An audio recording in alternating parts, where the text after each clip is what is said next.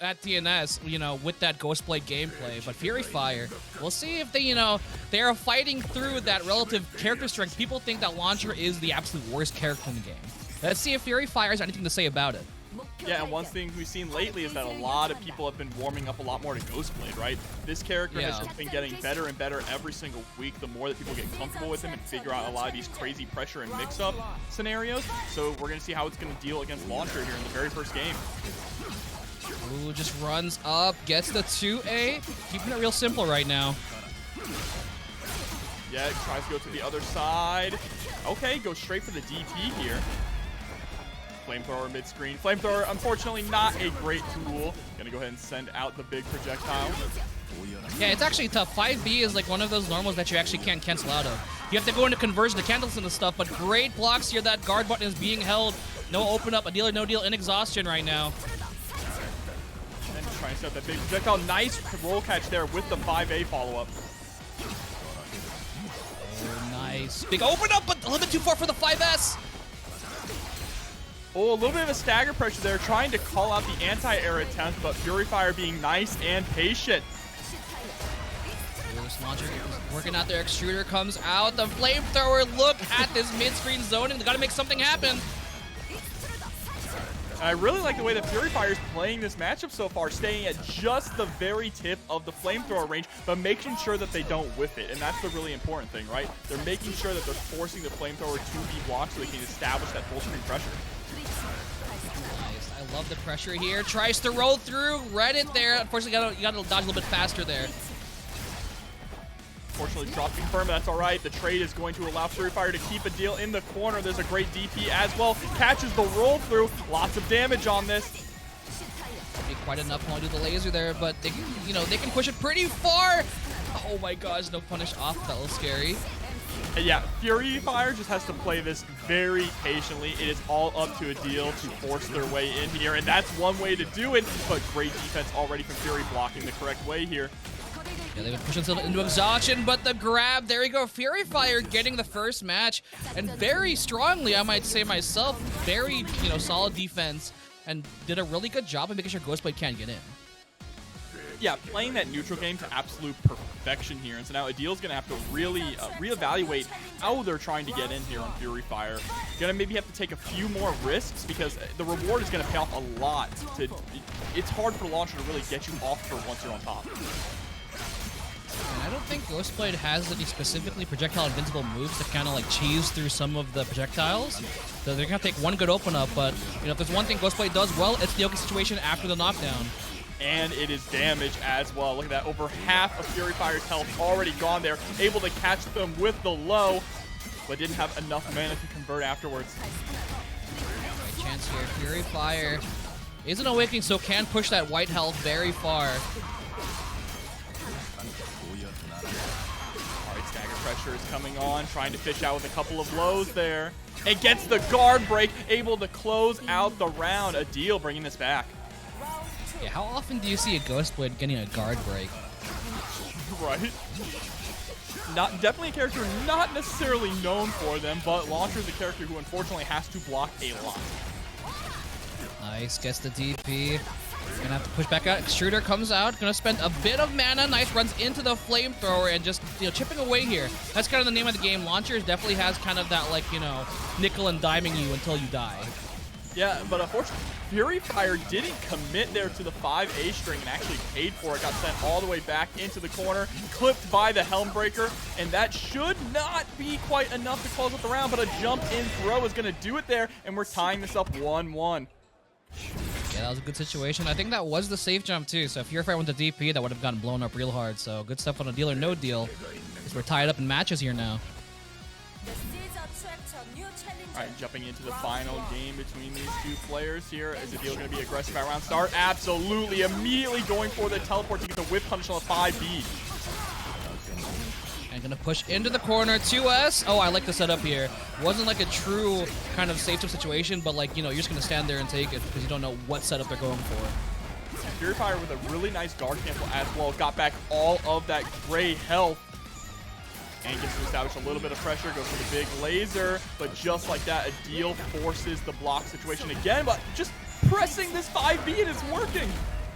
Yeah, it really covers that range where, you know, Ghostblade really wants to go for the 6S teleport to try and get in, but big counter hit off the Ghost. It's gonna be so much damage, and ooh, nice blocks, just goes for the mid. Nice DP right through. IB yet again, like you say, catching that teleport forward.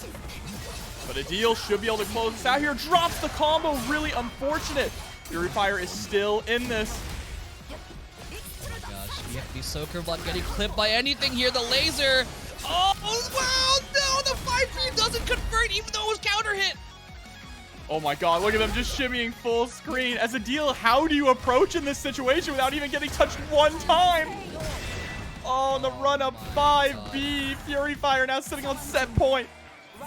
You love to see it. That got really hairy there for them. But FuryFire, the defense was on point. FuryFire really living up to their name here, utilizing this flamethrower to great effect. Oh no, gets hit. Maybe trying to press a button there. But the other don't spending a lot of meter on trying to get these like 2-on-4M situations to go for the ghost mix, and they're pushing themselves into exhaustion, I feel like, very, very often. Then FuryFire is like, all right, bet, you know, if you don't have any bar, I'm just gonna push you out.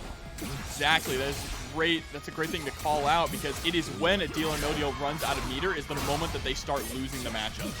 And they're about to get a guard break here, though. Oh no! And yet again, a deal or no deal did not have enough mana to follow up after getting that big counter hit, right? So FuryFire immediately just pushing them all the way out again. Oh, that's a full... No, a little bit too far for the stinger! Such a dangerous situation here. And the throw! Calls out the teleport to the other side, able to block it, gets the throw, and FuryFire... You know, they kind of show up, but here we are, NYInfamous with the Vanguard. Look, against Crusader. I think this matchup's kind of rough. I am a believer in Vanguard, all right? I think that Vanguard in the right hands would be absolutely terrifying. But yeah, this matchup against a character like Crusader, who has some very strong whiff punish game, is going to be kind of difficult here for Infamous. Oh wow, no, they tried to DP. Yeah, that's so rough.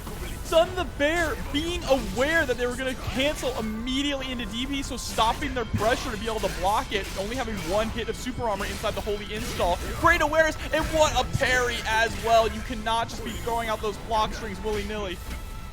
And it's crazy to think that Vanguard is supposed to be the character with the range, but Crusader has that 5-fem, has that wall that tracks. Doesn't matter if you're going to play the range game, Crusader could always touch you.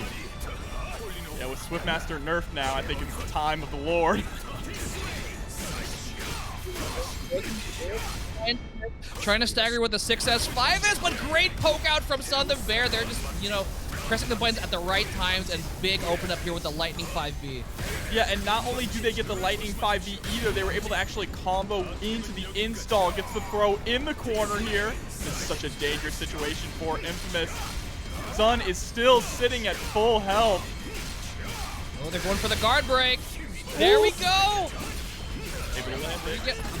Grip of damage, not enough for a kill, but we will get a nice setup afterwards. They have enough bar to go for the safe jump. No, too much hit stun. And I love the backup there from Sun. Trying to call up the roll forward with the 2A, but it's a little too slow for that. Oh, gets clipped by the stinger.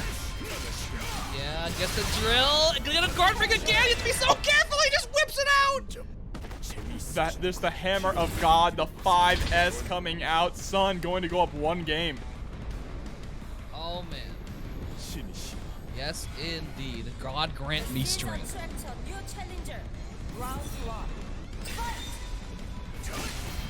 Immediate round start parry. Okay. And then combos with the 5S. Oh my god. Yeah, it's kind of tough. I feel like NYInfamous might have to go for a bit more of a ranged game. I don't know, it's so tough when Crusader controls the places on the screen where Vanguard wants to be, but just better. Oh, able to actually jump over the DP there. What a call out from Infamous. All right, they're definitely playing this round a lot better now. They slowed down their pressure, kind of staggered a little bit to call out the parry, and now they're going into a beautiful strike throw game. Oh, the DP isn't enough. No, the counter hit 2A. This might be bad. This would be a lot of damage too. I mean, you might as well utilize the Awakening Super, one hit and you're dead here, but they're going to hold on to it. Oh, nice, the parry! No, Stop, you're dead. No. Oh, the Hammer of Dawn coming out. It hits all the way up to the top of the screen. Why can you combo off of that parry, Jobber? That's what happens when you're God's favorite warrior. That was ridiculous. NYInfamous thought they had them against the ropes, but little did they know, the wall was the issue. All right, I like that Infamous is leaning a lot more into the strike throw game now, though. Already has SUNtheBaer down to almost an Awakening. Gonna do it there. Oh, did they actually? No, the combo's still going. For a second, I thought that they actually that was still a combo. Ooh, nice text to grab with the same situation as last time. Even though NYInfamous is at full health, but never mind the 4S reel in. What a perfect. So clean. And Infamous is starting to adapt really well, starting to delay these strings to call out the parry, right? You need to mix it up just a little bit, but there's the throw. And you pressed! Why would you press on wake up there, Infamous? Oh no, a little bit risky there. Not working out for them, but luckily they had to get some breathing room now. Gonna push him back with the drill. No, the 4S, they tried to whip punish. And there's the parry. Picks up with the OTG. Not going to be able to kill here, but they're in a very dangerous situation. Gets whiff punished with the 5A, and that's going to do it there. SUNtheBaer, they're playing the matchup really well, is JM. Yeah, and we saw some very strong play from Cal last week, really showing off the ability to do gapless gunhawk pressure. So we'll see if CrazyFingers will kind of show that off. Like, I feel like Ranger play has really been developing super hard over these past couple of weeks. Yeah, Ranger is definitely that sleeper top tier, right? That started off and a lot of people weren't too sure, but as the weeks have gone by, everyone has acknowledged how strong this character really is. Playing a great spacing game here already, setting out the gunhawk. Yeah, they can kind of just like chip out and go for the guard break. Kazunkai's gonna have a pretty hard time getting in. Luckily did not get the punish. Rolled in and actually got a 2A afterwards. Worked out there for Kazunkai. There as well. Should be able to push towards the corner here. Another OTG gets the tech out. Yeah, tries to just go for the meaty, see if they mash. Oh! What a call out on the slide. This should be dead with the right routing. To see what's the ender gonna be here. And it is just enough there with the final hit. The last of their mana available. Yeah, Vanguard can really push those, those combos, and again, baits out anything there. Like this time the throw, last time the slide, working out there. Kazunkai really just making use of just baiting CrazyFingers, just go for a grab. And there's the guard cancel out, doesn't want to hold any of that pressure. Utilizes the conversion to make sure they don't get whip punished. What a roll into the slide. I have never seen that happen before. And another call out on the slide there. Yeah, this is definitely kind of a read now. Kazunkai is like, you gotta earn your way in. Sliding, I'm gonna put this damage on you real quick. Absolutely insane Vanguard gameplay right now. Able to catch with the big counter hit. A very quick game one here. That's definitely a good thing to show there. Kazunkai is, purposefully spacing out these strings, the 5S, 6S, 4S, to make sure that CrazyFingers cannot guard cancel. That got punished cleanly. Yeah, Kazunkai with the spirit of Lupro inside them. Yeah, you must not pursue. Shoutouts to all the Dynasty Warriors fans in the chat. Romance in Three Kingdoms, shoutouts to Tong. Tong's a huge fan of the Romance in Three Kingdoms. Really? Yeah. Lord. Oh, I love the stagger pressure here as well. And still just absolutely dominating here, not giving CrazyFingers a chance to breathe at. Yeah, got that saved up with the jump. Ooh, trying to go for the 2S to try and bait out a mash, but there you go. Big chance for CrazyFingers. Can rank that guard bar right now. And that is almost all of your guard gauge gone, and there's the guard break. It took CrazyFingers meter, but it's going to pay off really well here. They didn't get the OP they wanted. They wanted to go into Grenade, I hope, but luckily this is repositioned. Oh, what a chase down! Nice, yeah, got that 6M.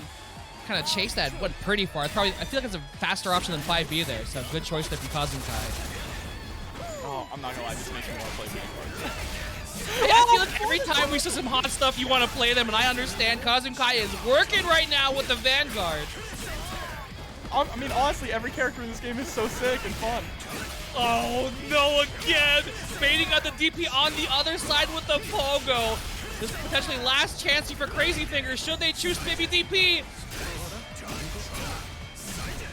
Keeping that stagger pressure on as well. Answers with the 5A anti-air, throwing out the Gunhawk. But Kazunkai is just not phased at all, playing the neutral to absolute perfection. That's so crazy. They cannot go for a guard cancel. He's just facing out the 5S, 6S, 4S, baiting him to do something. Great patience here. You have to watch out for your guard gauge. Goes for the guard cancel at max range. What a chase down with the conversion. The anti-air swipe, just like, you know, I dare you to jump. Yeah, and one thing that's important to know about these Swiftmaster nerfs as well is that Swiftmaster's normals were not really touched. So still incredible normals. That 5B is still absolutely crazy. What really was adjusted was their special moves, so we're going to get to finally see that in action here. Yeah, a lot of the things that were changed was like, you know, guard damage. Some of them was like advantage on block, I feel. And then like just overall damage in general. Like they don't hit as hard as they used to pre-patch. Yeah, and how much mana it actually consumes, right? Also, mana comes back a lot slower depending on the special move that you use now. But the neutral, of course, is still incredibly strong here. So it's going to be difficult for Enchantress just to play around this neutral, right? Yeah, even as we're talking about this, that Buster is still +2. Do not get it twisted.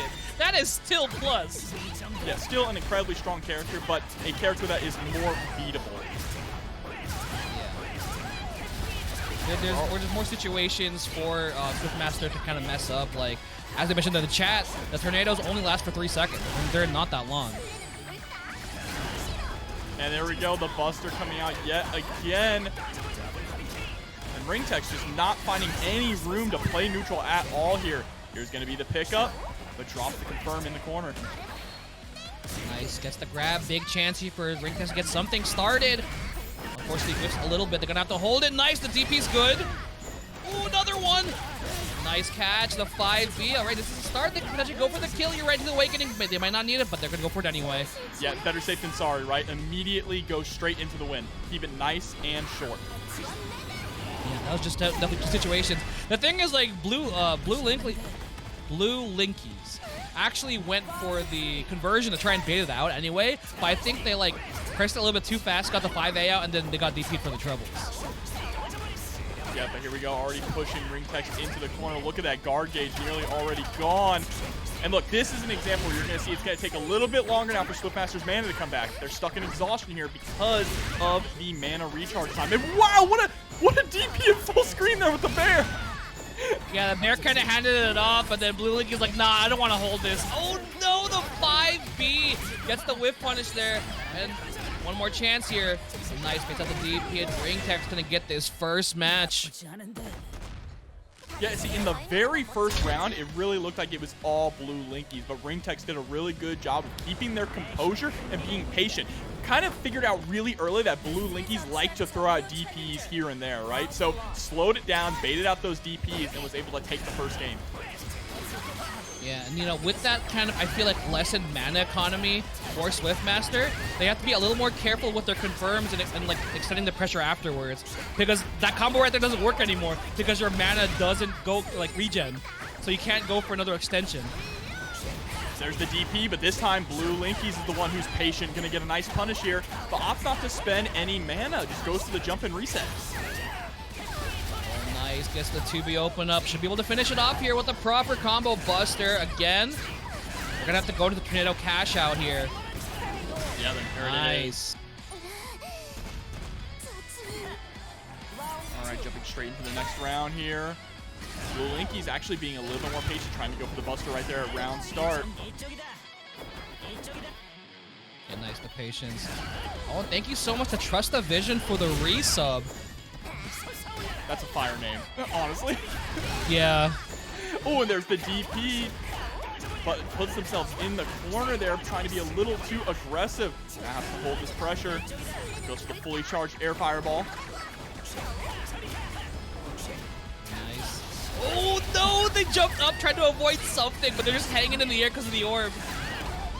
Yeah, that is really tragic. They're getting anti-air immediately put right back into the corner. Staggered 5As to try and catch that counter hit, but it's not going to work. Ringtext able to fight their way out. Tornadoes on, yeah. It's kind of rough. Like, once you put tornadoes on, you kind of have to make something happen because it only lasts for 3 seconds.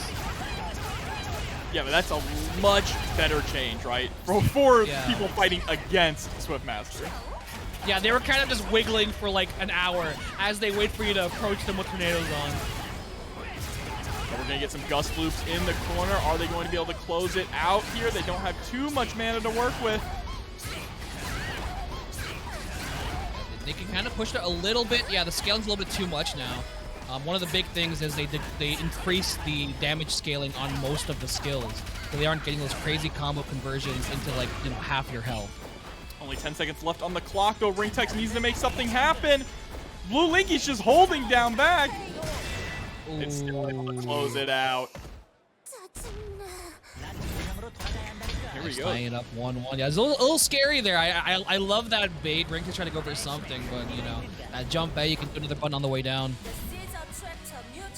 Curious if BlueLinkys is just going to keep going for the charge buster here at round start. Oh, actually opts to go for the air tornado. And the gust loops, they still work here.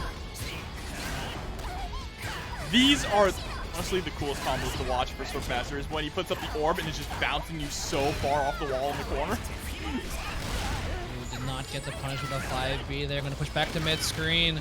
That's a tough thing. I feel like Enchantress has a neutral. She needs like space to do stuff, but SUNtheBaer can always threaten the buster to make sure she can't set up anything.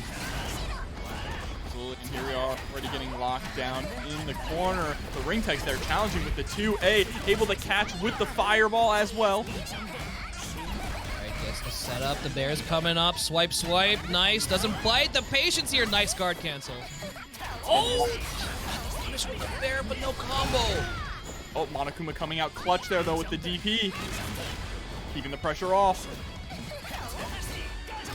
Scary situation here. BlueLinkys is an awakening, so they can just, you know, brings the gap. Yeah, run up guard. I love it. They don't want Ringtext DP, but that guard bar is looking low. The 5A anti-air. This is definitely dead. And that is one of the scariest things to deal with against SUNtheBaer, especially when your back is up against the wall like that. When they're pretty close, you don't want to go for air fireball situations because SUNtheBaer being an awakening increases their movement speed. So, especially in the case of Enchantress's air fireball, it's pretty slow, meaning that SUNtheBaer can react to it and just run right underneath it with that increased movement speed. Yeah, and you know, that's very well played there. BlueLinkys knew Ringtext wanted to press that DP, but Ringtext was like, no, I can't get punished again. Oh my god, over half your health already gone. Lockdown in the corner. This is a terrible situation to be in right now for Ringtext. The DP gets blocked as well. 5B with the punish. This is after nerf, by the way. They can still crank out a lot of damage. Trying to squeeze out every last little bit here. Goes for the reset. Oh my god, just throwing out the fireballs. So scary situation here. BlueLinkys not touched yet. They're just gonna kind of zone out. Ringtext gonna have to take a big risk. Yeah, I mean, what are you gonna do here though? Yeah, the Buster makes sure they can't really set anything up. BlueLinkys gonna force something out. The DP is good, but Ringtext has to make something happen. Oh, and the DP gets blocked, and there's the 5B to close it out. BlueLinkys 2-1 over Ringtext. A lot of lows being thrown out here for sure. Oh, we got Mars in the how they kind of play. play it up. Yeah. Very clean. Yeah, just like that. You cannot do a lot of things that you can do in other matchups because Ranger can whiff punish with pretty much every normal they have. Yeah, and just immediately letting the DP rip the moment that they see Mars go into the skies. Oh, that's a great whiff punish there. Empty jump into getting thrown themselves. Yeah, Mars really didn't want to get DP'd there, and now Cal's just going to stay full screen and chip away at that guard bar. Oh, I love the use of the 5M there as well, just to push Mars all the way back. It's a really strong anti-air option as well, right? Nice, he has to back off. Oh boy, all right, wait a minute. There's gonna be a lot of damage here into the safe jump. They missed, wait. Whoa! Excuse me? Baited out the roll forward with the awakening? You what, Mars? I wish we had the mod that says GG shake my hand on the awakening text. That is the mind of a grappler player. Very mysterious. I am stealing that setup. It is my setup now. It's just mine. Oh my gosh. And that was a crazy confirm to get the air-to-air into the charge jump. Mars is on some stuff right now. Yeah, Cal might be a little shook after that. That was such a hard read, right? There's the roll forward. Trying to chase down. Slide comes out into the spinneroonie. Has to go for the up kick, and Mars challenges, and the counter is going to put Cow into the corner.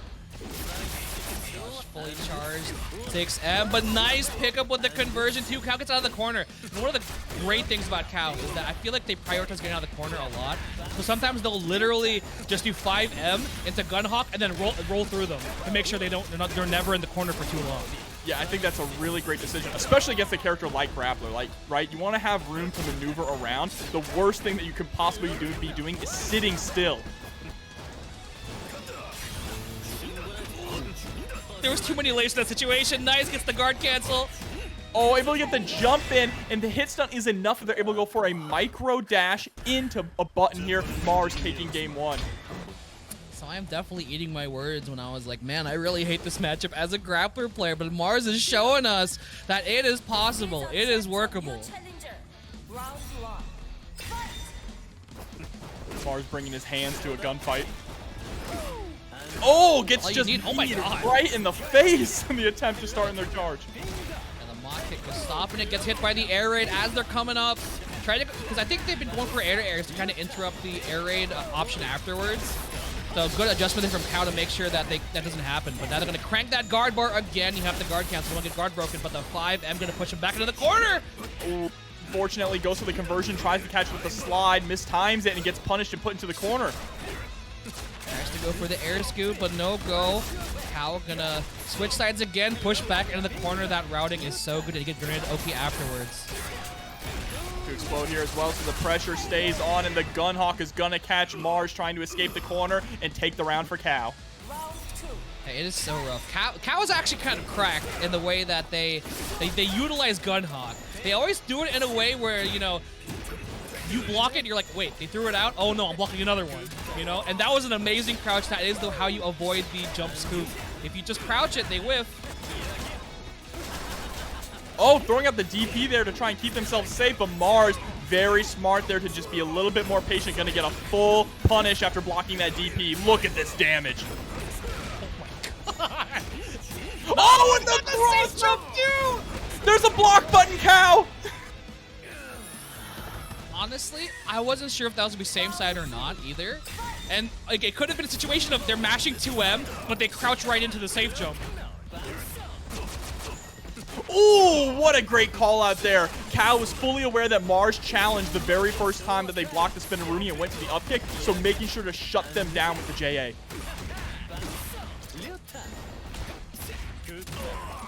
Gonna get the pickup afterwards too. Gonna get a little bit more damage back into the Oki situation. The grenade. We'll see. Yep, nice guard cancel, but you have to wait for the grenade. Oh, this is it. Guard broken. Oh, nice! The guard cancel's good. But you might get guard broken here. Goes into conversion straight to Gunhawk, and the slide is gonna break the guard. So much damage on deck here. Shouldn't be enough to kill though. Last chance here. The grenade situation's gonna pick up afterwards. No, it's weird. Oh boy. Oh no. Not like this. Not like this, Cow. Safe jump. Oh my God! The mind games, and there we go, straight to the awakening super. Please help me, John. Maximum I'm not Grappler. prepared for this. Oh my God. And just like that, Mars 2-0 over Cow. We just don't see a lot of them. And I'm always curious why, because at first I thought it was maybe Dragon Knight just needed to cook for a little bit, but they've kind of cooked long enough, right? They're fully baked. This character has tons of incredible setups, incredible pressure, but just not too many people playing that, or at least not as many as you would expect. But Levi still not able to really get anything started, just blocking a lot of this pressure from Lupro. Oh, trying to go for a dive kick in the middle of the string, but unfortunately Aster was like, nah, gotta hold his fireball real quick into the set play. Nice guard cancel. Oh, what an anti-air there as well with the 5A. Gonna be able to pick up with the Godric grab. My forefathers bear witness, goes into the safe jump. Cranking that guard bar too, and it's actually so funny. Striker, you know, their guard break situations got nerfed, but Dragon Knight's untouched. They get to still run their guard break situations. Wait a minute. Oh, nice. Baits out the DP. Your health bar, it's gone. You're dead. You are dead. Oh my god. Get right into the awakening there, and you know, I feel like that's kind of the way that strikers have to play now. So you can, because unless you do the super hard, you know, manually timed guard break string, you're just gonna leave gaps in to see if people will just DP do something, you know? So people are like planning out like two-touch situations where like you make them block once, and then block one more time, and then they're done, you know? Yeah, but that is also really good just in a gameplay scenario for both players, because it's a lot more interactive than how Striker used to be, right? You get a chance. You get a chance to try and escape. Actually got the 5B and missed the combo, and the fact that Levi just pressed in the middle of a combo and was able to interrupt. Gets the grab there as well. Immediately sets up the little Dragon Boy and rolls straight through. Again, into the easiest safe jump. Not going for it, just going for layers here. Keeping the pressure on, goes for the run up low, able to hit. This should close out the round here. Absolutely. And, you know, Lupro really shows... I've been really impressed with Lupro's play and how they kind of, like, seamlessly transition to different guard break strings, or, like, whether they adjust, like, you know, I want to go for damage this time. No, I'm going to go for guard break this time. So their adjustments to using Astra and using the different follow-ups Astra has is really cool to watch. And that time utilizing it as, you know, forcing Levi to block and going for the run-up throw. Oh, nice. Yeah, the conversion. They were going to get whacked with that Dragon Wing Princess.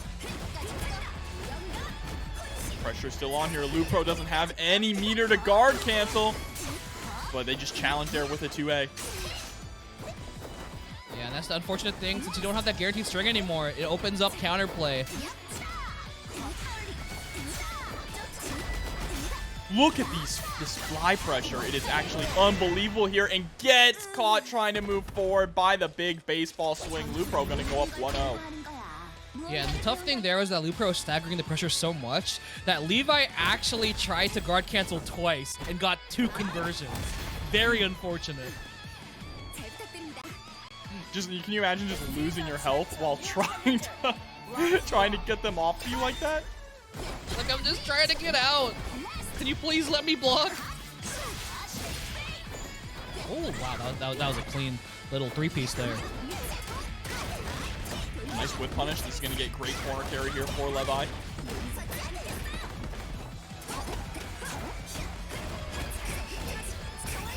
All right, 1-inch punch. Guard gauge is getting cranked. Oh, the DP right through. Okay, nice. Yeah, get the gate out here. That might not be able to kill.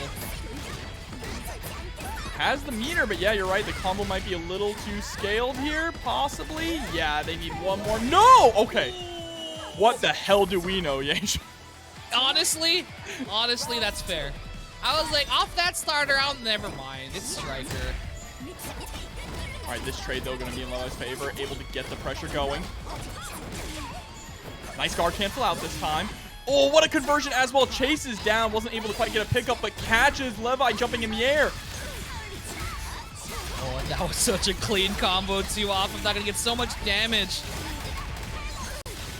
You get the safe jump afterwards, too. Whoa, my God! Wait. When does it end? Okay, the DP out, though, from Levi, excuse me.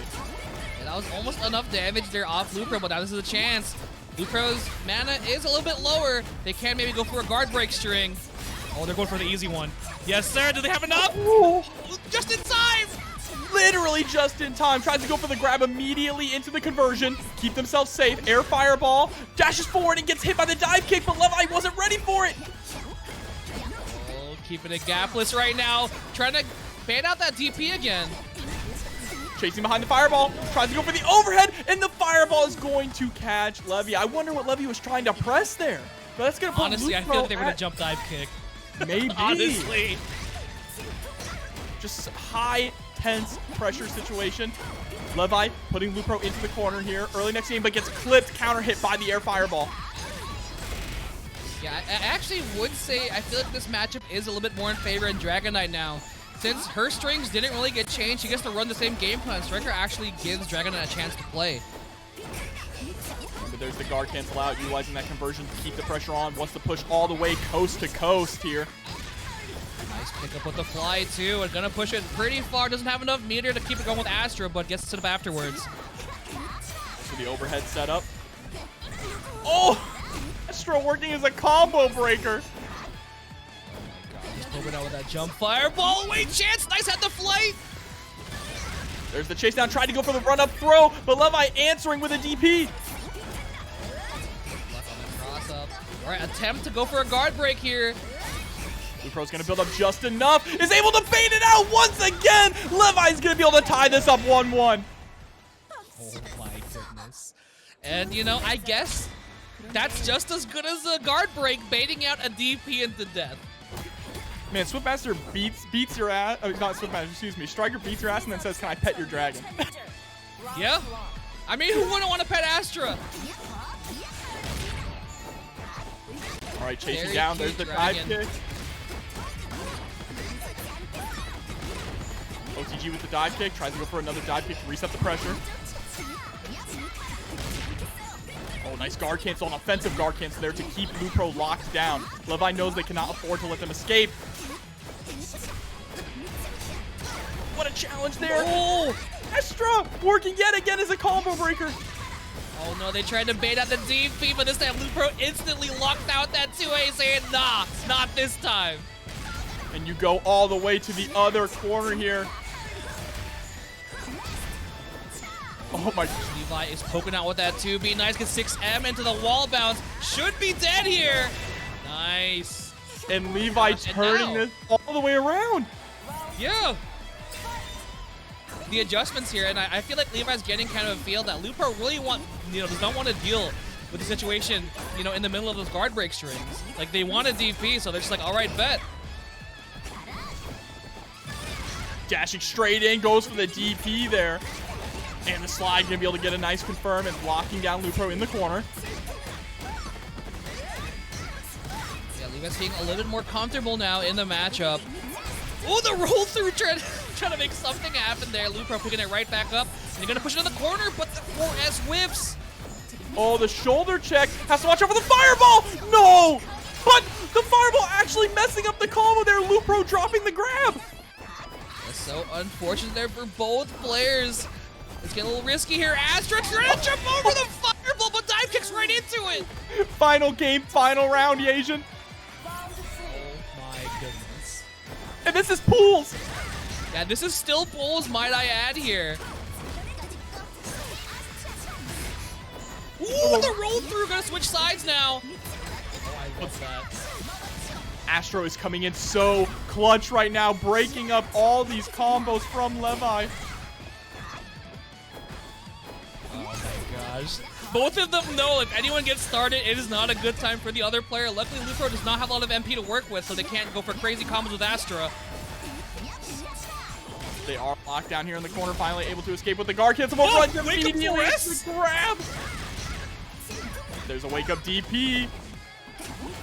Empty low. Lupro able to block it. Oh my god. Runs up with the 2B. This is a chance. This actually might be. Oh, this is definitely dead. You're dead. You're dead. Levi is going to take it here with the Awakening Super. 2-1 in a nail biter of a match here. It was so back and forth with these two players. Levi finally clipping it out there. The thing is, like, Levi was poking out.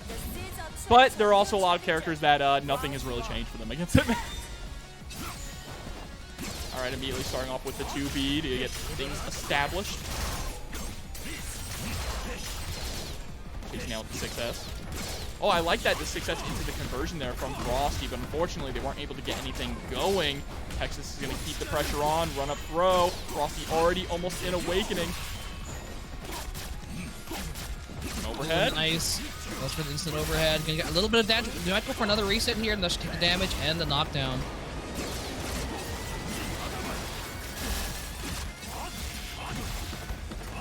Knockdown there, OTG as well. Goes for the jump in. Oh no, Texas gets hit by the final hit of it though. Oh, doesn't go for the setup afterwards, just gonna wait it out. Nice.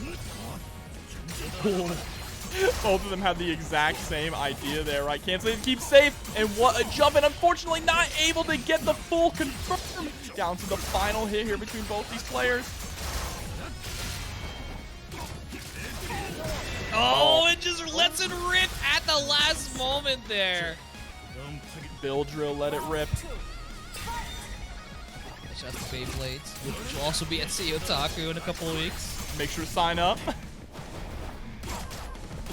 Yeah, the meta for Hitman versus Hitman Awakening is always so scary because you can DP the other Hitman for trying to go for Shadow Strike after their DP.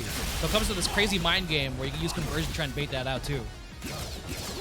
There's a jump in though. Texas gonna throw out the guard cancel to escape. What a challenge there from Frosty, chasing Texas into the skies, able to get the instant overhead as well. Conversion to finish the combo here.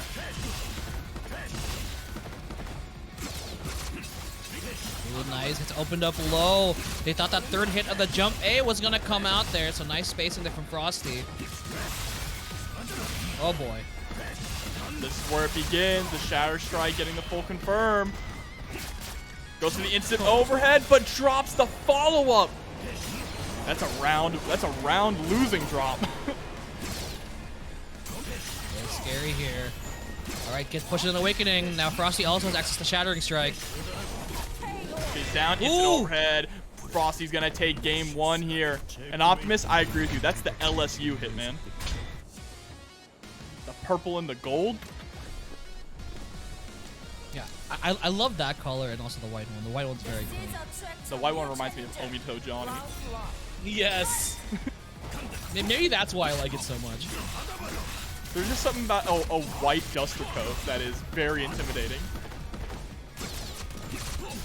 Oh, nice. I love the spacing. Frosty's been kind of alternating on the timing of the jump A, where it'll be 3 hits high or 2 hits high and then 1 low. Yeah, and it's working out really well here for Frosty so far already. Being very patient on defense here against against Texas as well. Nice, the 2S. Oh my gosh. Chasing down with the 6S as well at the end of that block string.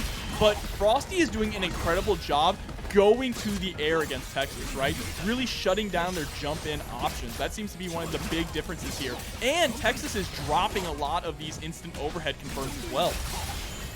I love the fact that both of them are getting pretty good at kind of blocking overhead attempts. And as I say that, gets hit by a crazy one, just normal jump, not even an instant overhead. But the thing is that's 2 instant overheads that Texas dropped in a row, right? And that is what is kind of losing them so far this game. If they can clean that up, they can definitely run away with it. But they're going to be able to take this round here with the Awakening Super, keeping it nice and sweet. Yeah, and ironically enough, Frosty lost that round by going for another instant overhead. He just DP'd it.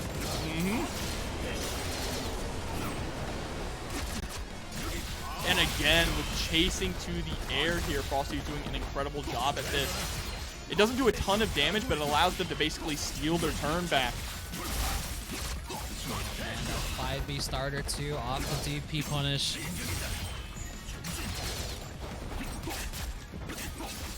Punish there with the jump in.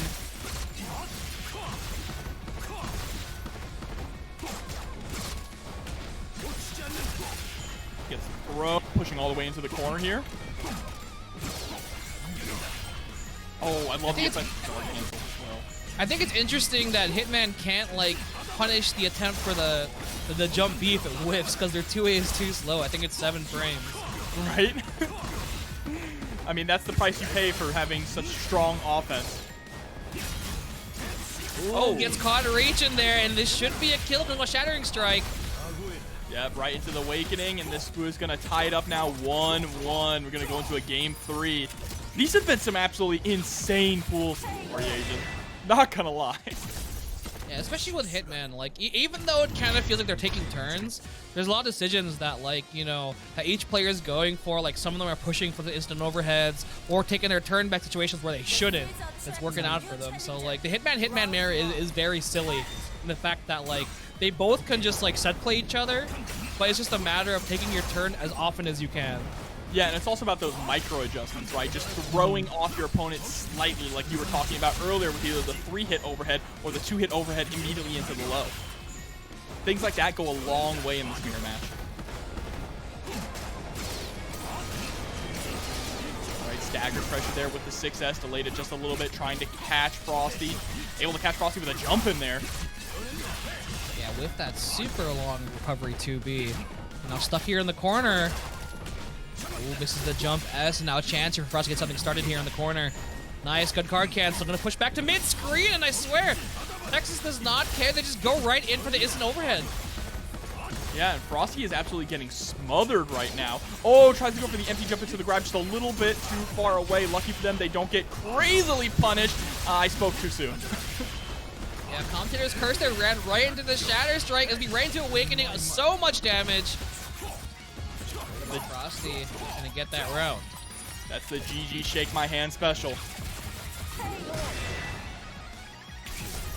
Yeah, their Awakenings, just check it out. I have 2 guns. And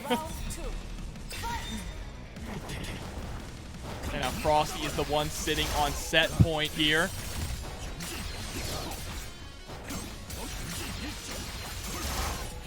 Trying to crank that guard.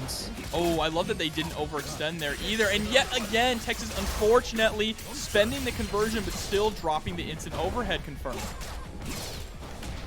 And it's not only that they're dropping the instant overhead confirm, it's when you spend the conversion, you're spending your life. Yeah. So it kind of adds up over time, but luckily Frosty gets the hit here. Goes for all 3 hits, and the third one is going to hit Texas. Frosty is in Awakening as well. And there are the 2 hits into the low. One last chance here. Oh, it just crouches right into it. So unfortunate here for PYT Texas. And this should be the end of it here. No! Wait. Oh, they must not have been into Awakening. They must have been just outside of it. I saw the health bar blinking, but that's all right. Frosty able to take it anyway. 2-1 over Texas. Yeah, we got to see that last. I'm currently rereading the Conviction arc in Berserk, so Inquisitor is giving me, you know, heavy Farnese vibes. 5B starter here. Yeah, that actually is an amazing round start. I don't think Anton can really contest that. Maybe with 5A potentially. All right, gonna be able to put down in the corner here. What's the pressure gonna be? Setting up the holy oil, but Kazunkai immediately answering with that OTG. Nice pogo on the other side. Gonna start pressure, pushing Anton into the corner, putting out the fire. No go.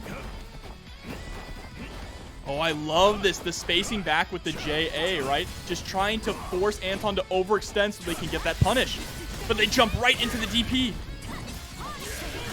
Ooh, big open up here. Shouldn't be able to go into the wheel. Potentially could go for a kill here with the proper routing.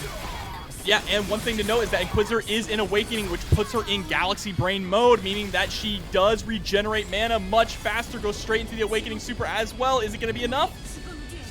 I am not so sure. That Vanguard's looking pretty healthy. Yeah, still alive here. One more touch. If there's anything that Inquisitor is great at, it is at whip punishing. Oh, runs right into the guard cancel. Cole trying to They go could have gone for the jump A. Oh, the DP! Go. Nice. Try to check if they're going to DP or not. Let's check with the drill. Oh my god, both of them sitting on magic pixels and immediately just get decapitated. Yeah, and that's actually tough, because you know how Inquisitor loves that kind of like hit-and-run gameplay? Vanguard can reach them pretty far. So you could go for it, and just like that, see the 2B just reaching out into the drill, putting out like 20%. So you can't play that hit-run playstyle usually against other characters with an Inquisitor. You kind of have to kind of take it to Vanguard because they can play that range really, really well. Yeah, it's kind of weird to describe it, but sometimes Inquisitor feels a little bit like the game's boxer character. Yeah. A boxer with a big axe, able to get the low here, gets the OTG as well, straight into the wheel. Okay, hard knockdown. Yep, goes for the overhead mix up there. Ooh, the conversion. I think they wanted guard cancel, but it worked out. Yeah, still able to keep themselves safe, but they are down to one more hit from Anton to close up this round. And I like that Anton is being very patient, trying to force that whip punish. And there we go, catches Kazunkai, overextending just a little bit. Yeah, great check. That 5A is very far reaching and a great tool to kind of check Vanguard at that range. Hey, Optimus, don't diss the mullet, all right? Vanguard's got a beautiful mullet. Ooh, doesn't bite on the grab attempt again. Look at the defense from Anton. I would have thrown twice. Three times even. Command dash into the grab.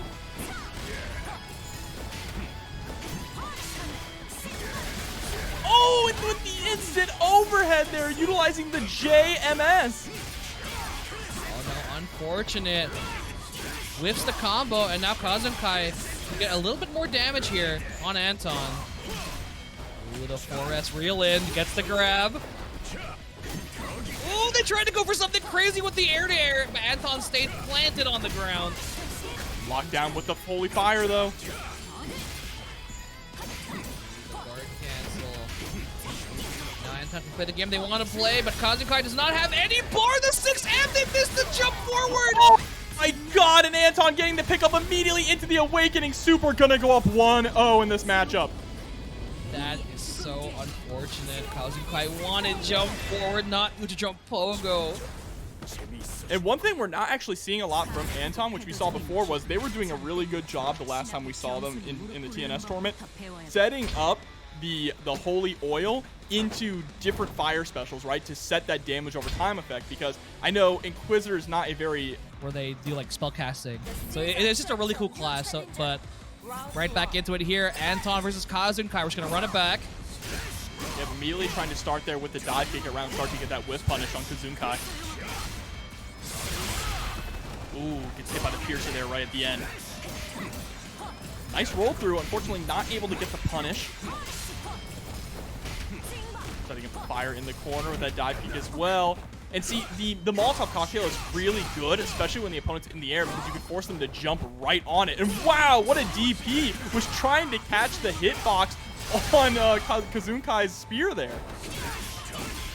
Ooh, big open up with that 6S. Look at the damage here in the corner. We'll see if they cash it out all the way here. Nice, yes. Oh, a little bit too much hit stun for that ender. Setting up the fire. Oh no, they saw the fire hit and tried to go for the jump in, but only the last 2 hits landed, and Kazunkai was able to act a little earlier.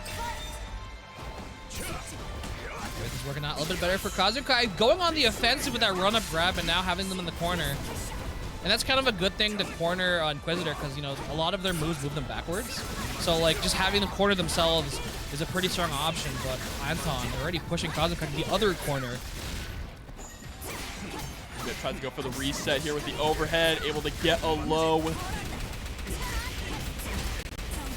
lots of damage on deck. And there you go, see, they set the oil on top of them, and for just a couple seconds, it actually does a little bit of damage over time with the fire effect.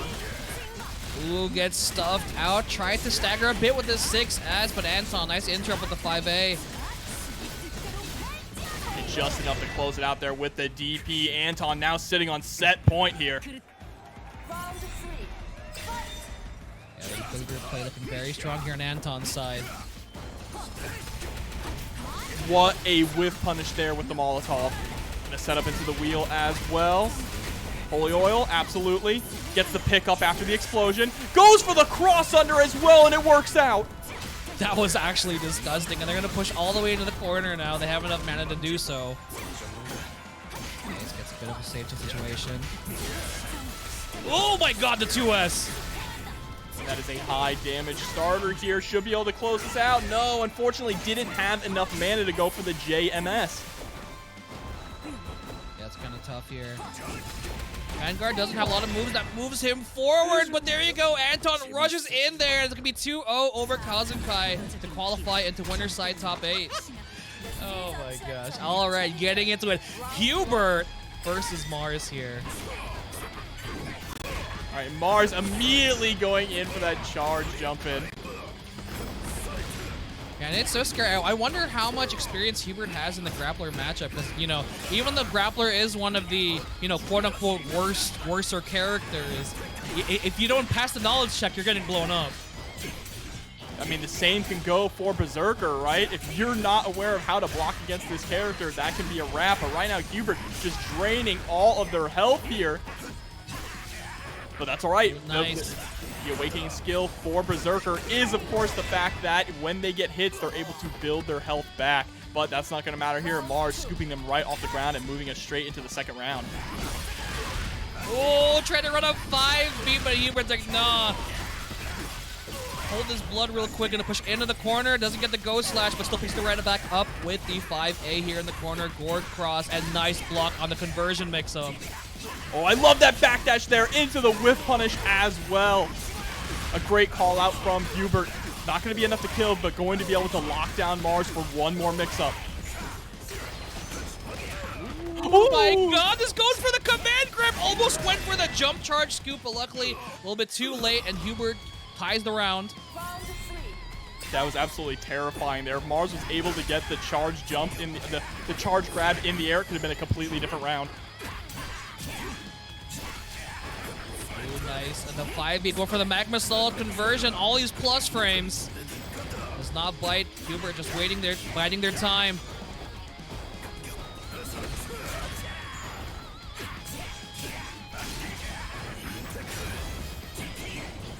All right, HUEBERT is in Awakening now, so every single hit is going to give them back a little bit more health, but they cannot afford to get touched right now, and oh boy.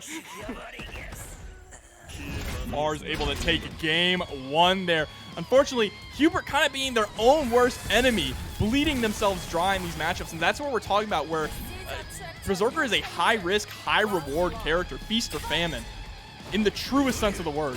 Oh my god! Yeah, just, you know, pieced them up with that Air Steiner real quick. Nice.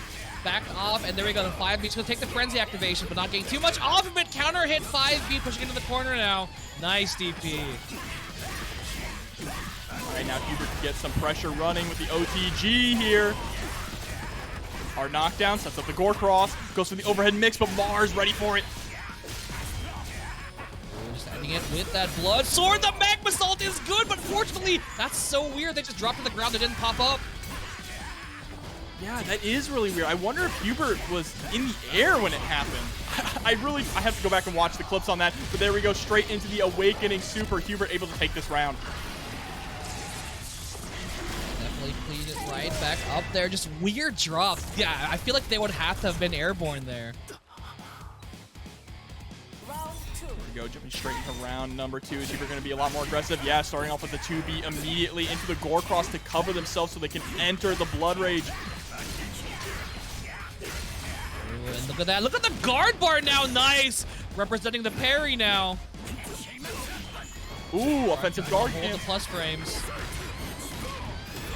Uh-oh. There we go. A lot of damage on the board. Now for Mars, this is the 2B. Doesn't get the knockdown.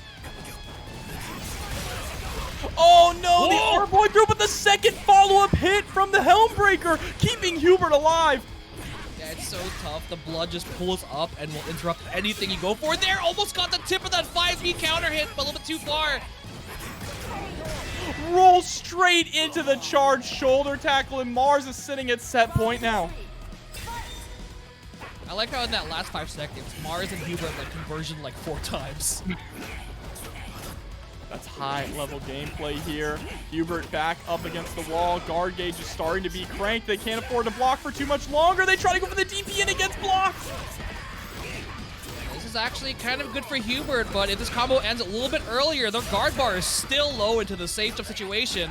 Just run up 5A. Yeah, Mars with that delay 2A as well, trying to bait out the guard cancel, but goes for the parry, and Mars is going to take it 2-0 over HUEBERT. Moving on to top 8 winner side. Striker and Hitman being the trio that got a little bit nerfed, Swiftmaster a little bit more than the other two.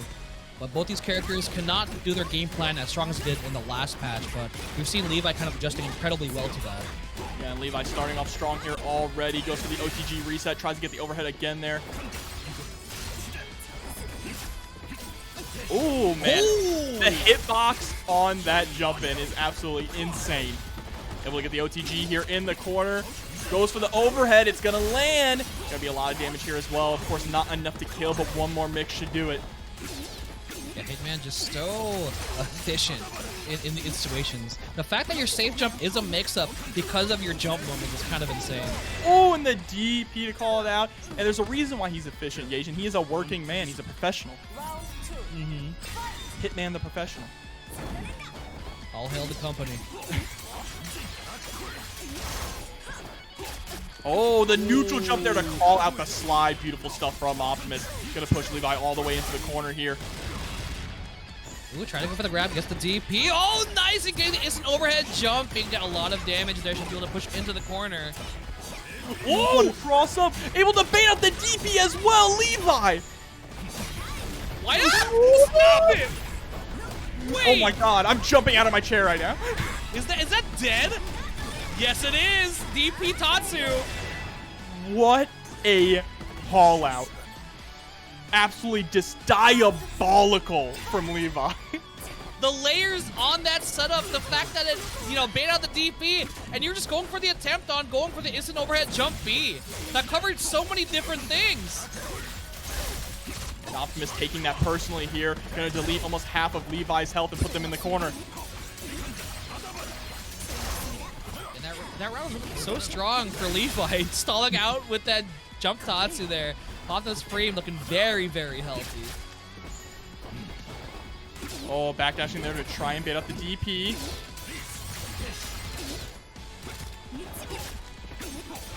Oh, not quite able to finish the combo though, and lets the DP rip. Gonna take a perfect KO and going up 1-0 here over Levi.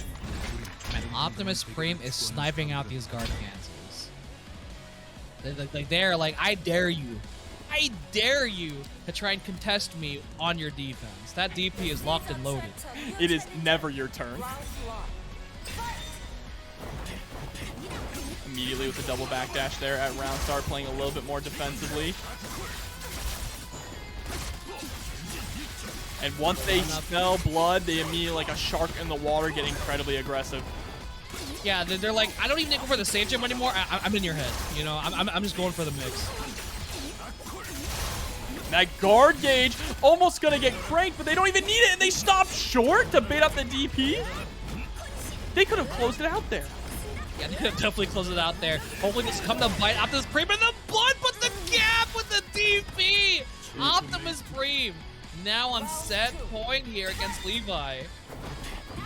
They lost over almost half their health in gray life there too. That could have been devastating. But Optimus starting off incredibly strong already on this set point, gets clipped low. Yeah, that's the tough thing with the guard break string not being guaranteed anymore. There is counterplay. You have to be so careful about reacting to what the defense they're going to do. Oh, jumps out of the corner there with the instant overhead. I don't want to stop the match, but I got to give a huge shout out as soon as this one is over to Kazunkai. All right, dashing in. Goes for the DP there. Not going to quite work. There's the dash forward. Dash fired right back, Levi. There we go. With the awakening. Tying up the rounds. And while this is running, I want to give a massive shout out to Kazunkai with the $250 direct contribution to the match arena, putting us at $297 in the prize pool. Thank you so much. Kazunkai, please. I can't go through this again. Kazunkai, the Giga Chad, out here playing Vanguard and tossing tons of money into the match arena. Absolutely incredible. Put in like $900 last week. Oh my god. I don't know if I can do this again, Kazunkai. All right, Levi with the OTG here. Goes for the dive kick pressure again, and it catches the jump out from Optimus as well. Nice. Oh my good. Oh, scary situation there. Optimus is about to be an awakening.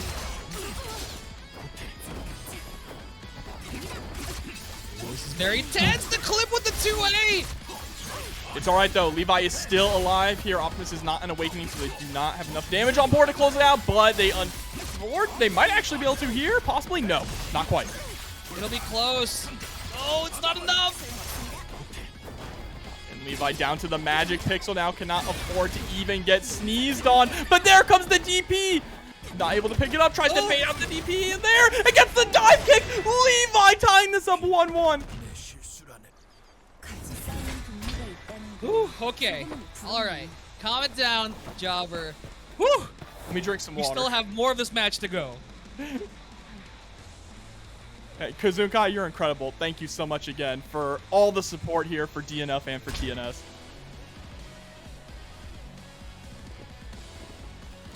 Yeah, Kazunkai, definitely thank you so much for the contributions this week and last week. Good lord. Are both of them backdashing out round start. Neither wants to overextend. Finding the DP rip there and the conversion in the air. Okay. I think it's crazy that Levi's established the fact that OptimusPreme needs to block high on wake up because it'll beat if they wake up crouch and it'll beat if they do wake up DP. And Kazunkai coming through with the 5 gifted subs. Thank you so much for the support. And Optimus coming through with the instant overhead as well against Levi. He wants to close us out fast. Nice, yeah, goes for that optimal combo. Oh, nice! A little bit too late to trade with the DP. Trying to keep the block string going. Nice! That's crazy. I've never seen that before where they go conversion right into the instant overhead. That's so wild here. Oh! No. I'm throwing up. I am puking. God. That was so nasty.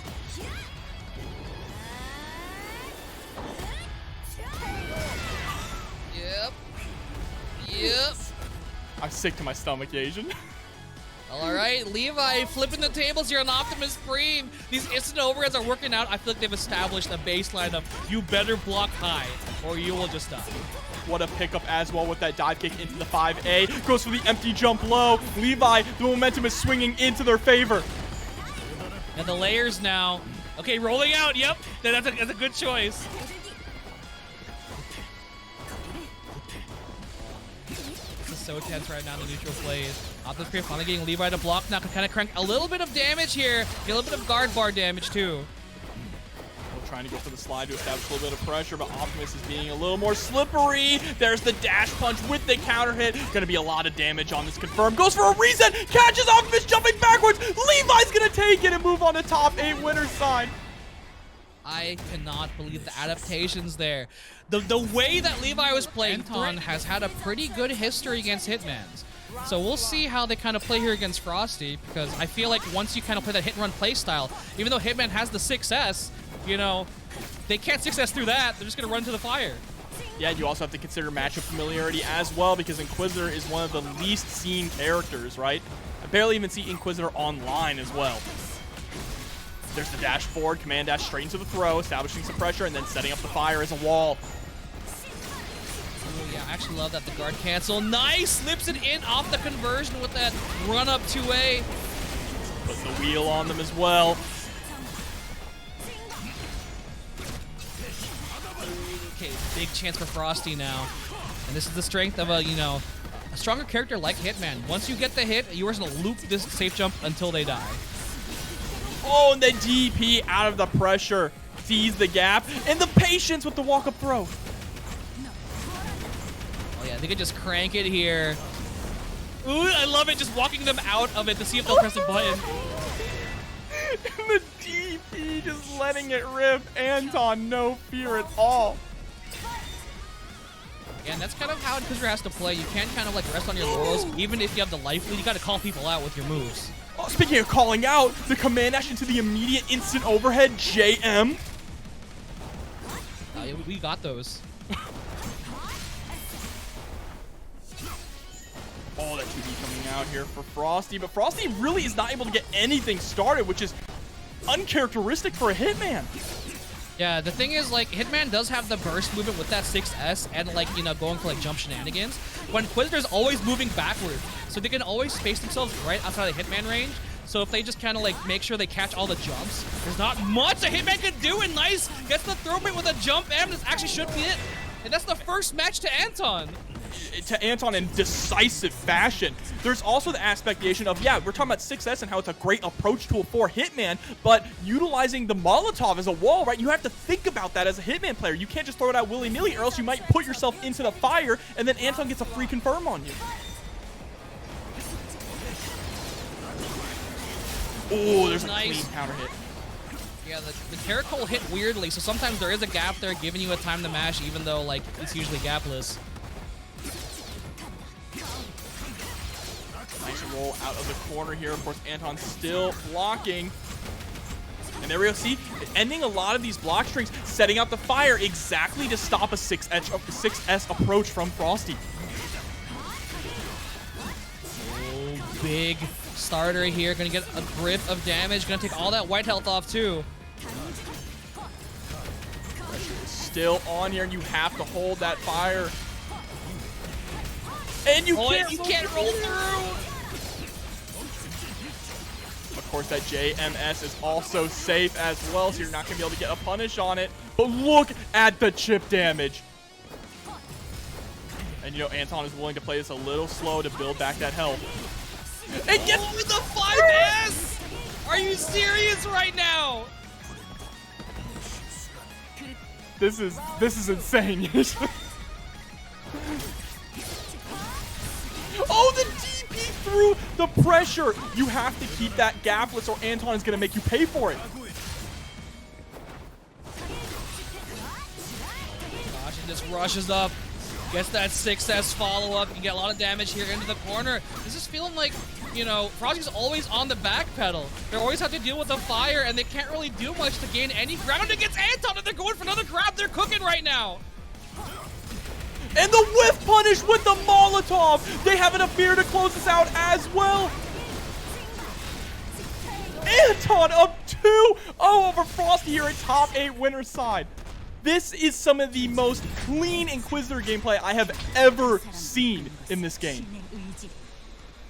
Yeah, the thing is, like, this isn't really talked about a lot because, like, Hitman is, you know, people say, Hitman's really good, especially with the build drill and with all the Shatter Strike, but he really struggles against good zoners, like pure zoners. If you can cover pretty much all the 6S approaches and you, like, DP every jump in, there's not a lot Hitman can do to force their way in. Well, that's one start, able to catch with that low. Frosty needs to keep this pressure on. I like them being a little patient there as well. They don't want to overextend, but then they get clipped with the JMS, the instant overhead there from Inquisitor. And now they're going to be put right back into the corner again. Great throw tech, though, from Frosty. Now they can finally get some pressure on. Oh my gosh! With the 6S follow-up a little bit too far there for that to hit. Anton's spacing is absolutely immaculate here, too. The way that they're staying just outside that 6S range, trying to force Frosty to whiff. Staggered pressure here. Oh no, they gambled with the run-up throw, and now Frosty has the chance.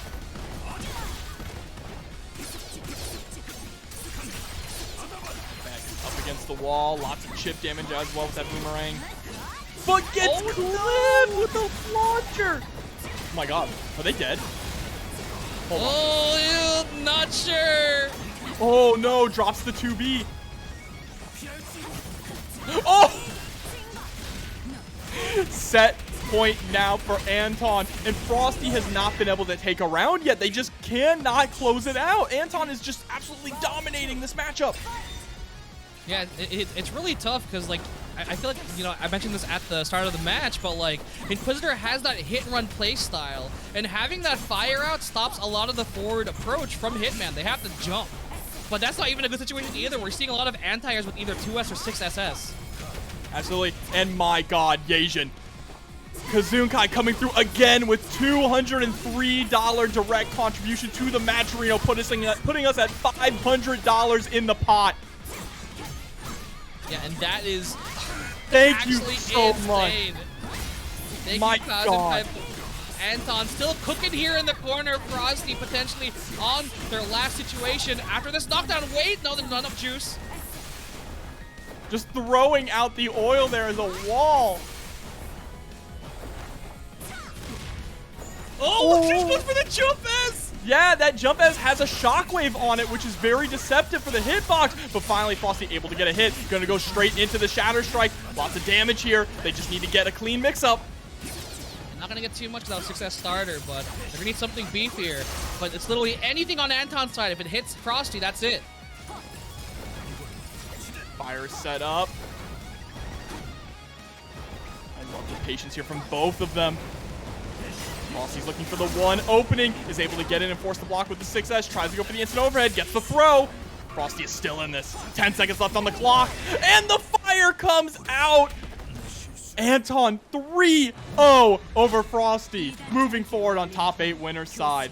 Beat up her dojo? I thought he killed her dojo, but I guess he just beat up her dojo. He's kind of a nice guy. I remember people say they killed. Nah, chill.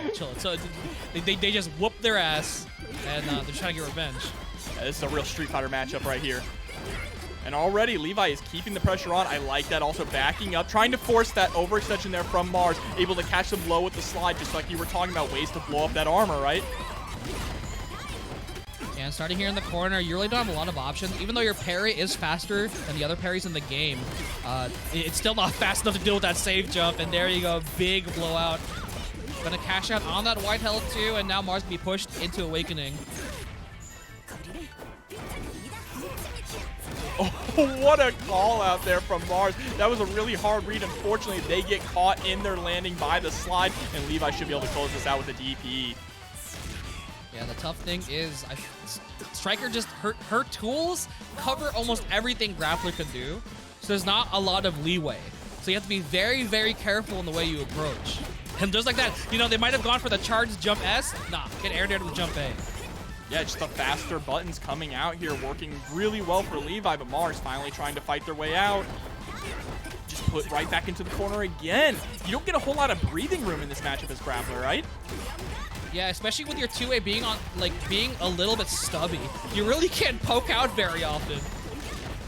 Yeah, we're seeing that to full effect here. And the guard cancel not reaching very far, whipping right over Levi's head. Gonna get a massive punish here, not gonna be able to quite kill. Yeah, SUNtheBaer, I have no idea how anyone could say that Grappler has advantage in this matchup.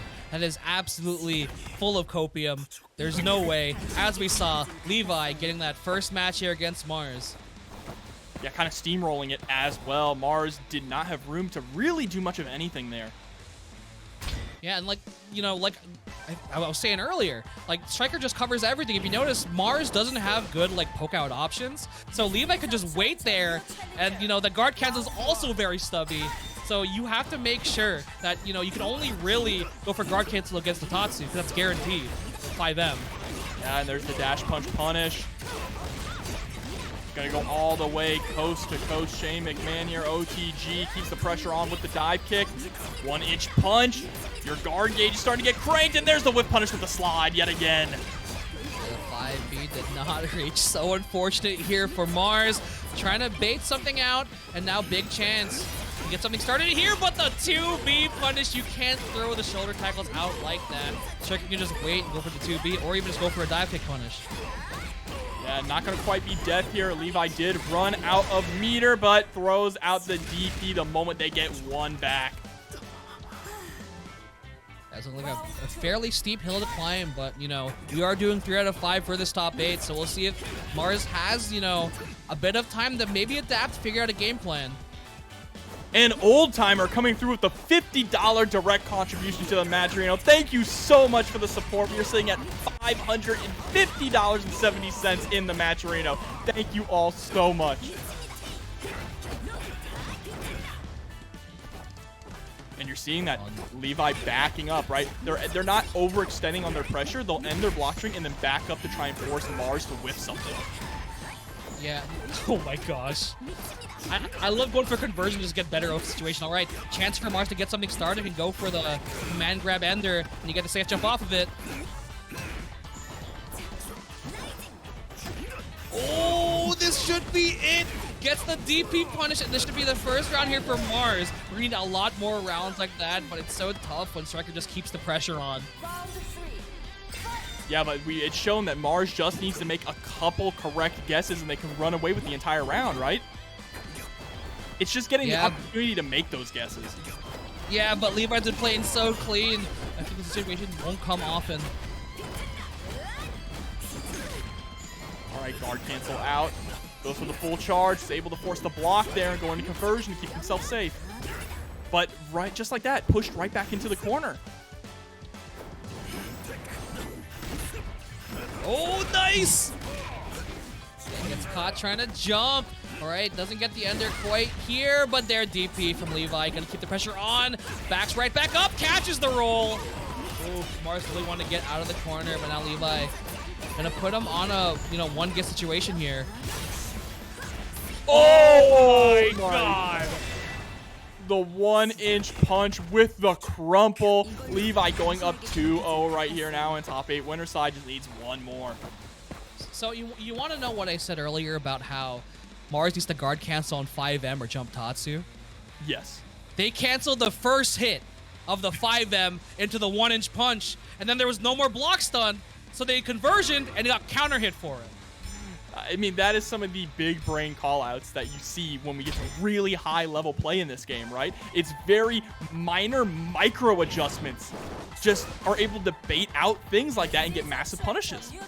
I'm so disgusted by that. That's so unfortunate.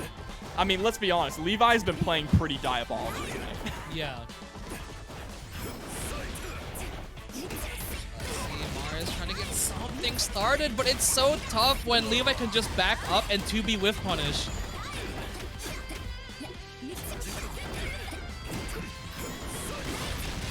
Oh, wakes up with DP there. Unfortunately, the Magma Stomp wasn't quite able to hit. Nice chance here. Yeah, backing up, and now here in the scary range. No block button. Trying to chase down in the corner. Nice. Plus frames. Trying to go for a guard break here. Oh, and there's the guard cancel. Optimal position to guard cancel as well if you're Levi. Oh, literally just the tip of them not in range, and there's the 2B whiff punish. You hate to see it, Jobber. And Levi is fishing for these 2B whiff punishes all day, just saying, I'm going to keep spacing until you press a button, and I'm just going to blow you up with 2B and end the round here. Levi sitting at set point.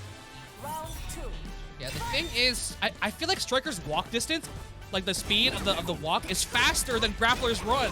So it makes those situations so much harder for Grappler because the run is so slow. It's also really hard to play footsies when your back is always up against the wall. There's the guard cancel coming out from Mars, getting clipped by the 2B yet again. So tough, but thank you so much, Dr. Sir Klaus, for the 1-month sub. Awesome, yo, welcome to the club. DP gets let loose here. And Levi out here playing Melty with these reverse beats. Oh, the 6S trying to jump back. Bad situation here for Mars.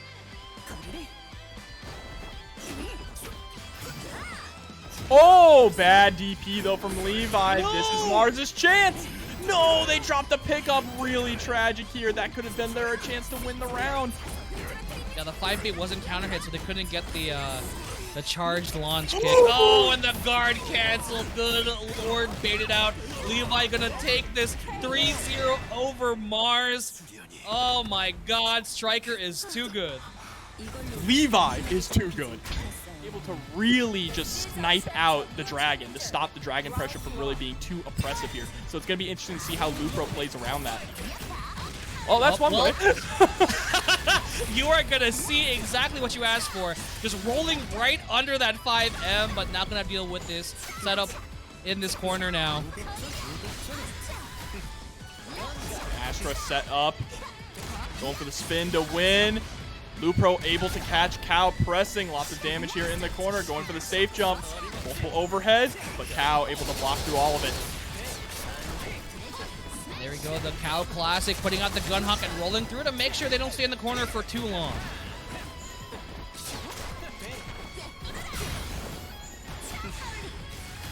Nice, the run up with Astra. Keeping the pressure here in the corner. Nice guard cancel. Oh, beautiful conversion. Pick up with the Spinneroonie. The combo just keeps going. Should be able to end this with the Awakening Super. That's the jackpot. Yeah, flipping it around real easy here. And I feel like that's kind of like a big part of Cow's play. I feel like they just live for that Awakening. Like once they get to Awakening, they start going ham hocks, making the Awakening look like a top 2 Awakening. Like they use it so well. Oh, anti-air Spinneroonie, okay. Establishing some stagger pressure here as well with the gunshots. Ooh, actually grabs the roll through this time. Oh my gosh, get out of the air! What are you doing? Get spiked out of the air, god dang. Nice, there we go. Gonna go coast to coast with Astra. Oh no, the 2B drops. Really unfortunate there. That's going to allow Cow to start fighting back. But Cow putting themselves into the corner. Nice roll through to avoid Astra. Ooh.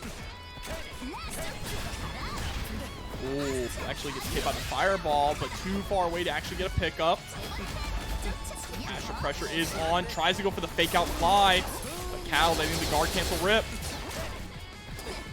That is so good. 5M into Gunhawk and to roll forward to make sure you don't stay in the corner there. But then sniped out at the end. Cow Ranger play is so clean. Like I just get so excited seeing all these guaranteed situations that I feel a lot of other Ranger players aren't getting. Yeah, and I feel like Ranger players get better and better every single week, and I see something I've never seen before every single time I watch this bracket. Nice, actually checking it this time, so that wasn't a safe gun knock situation. Lupro knew.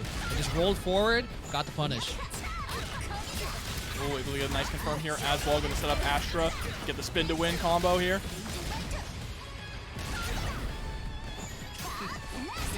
Safe jump in, goes for the triple overhead.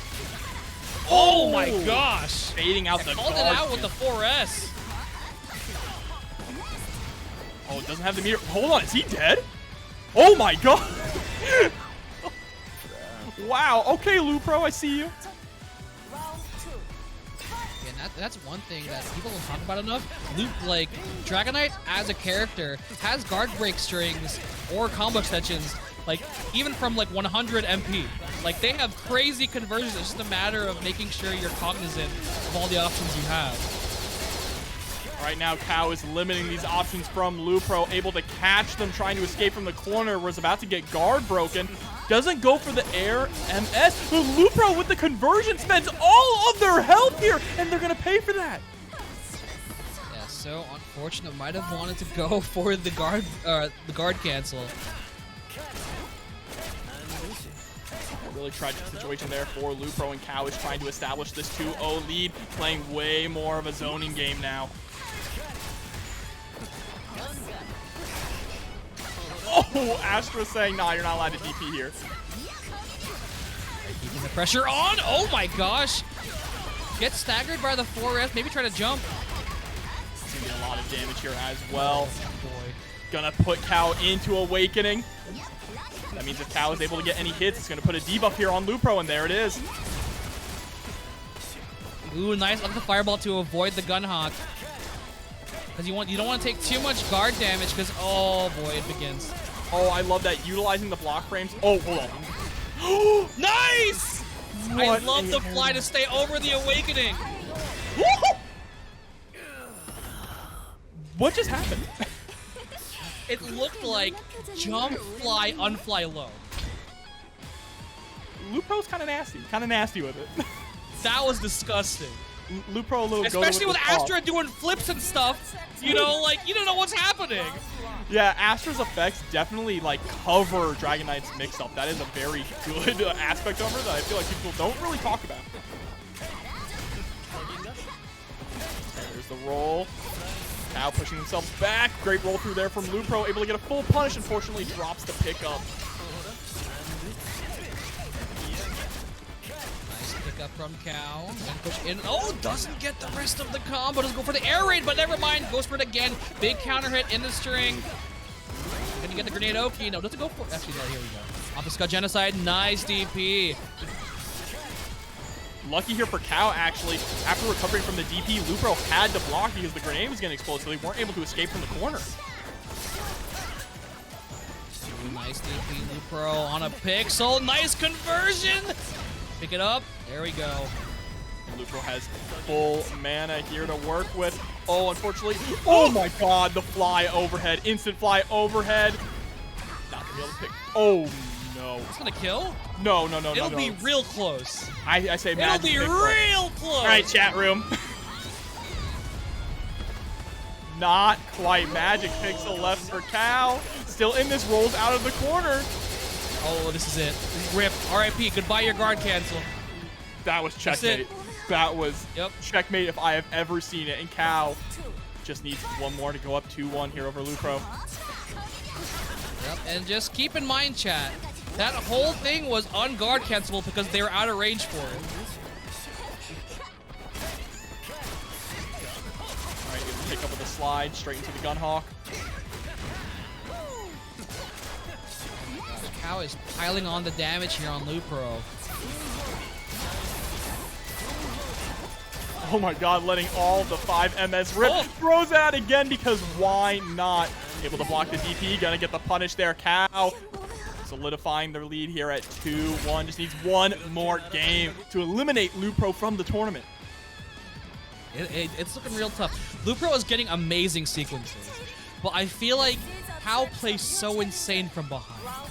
It is actually insane how consistent Cow is for making a comeback. Great DP as well.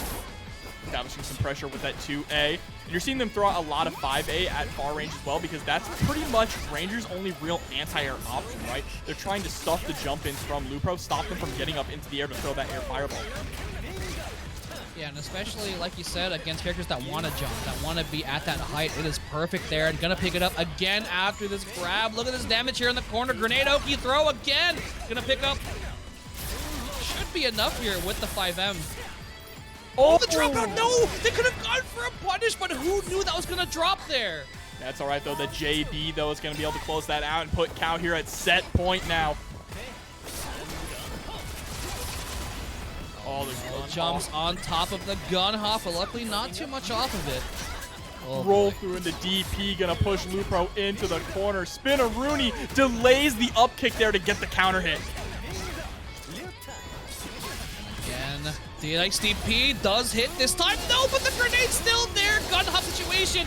We are cranking the guard bar. Oh, Cow getting caught while backdashing.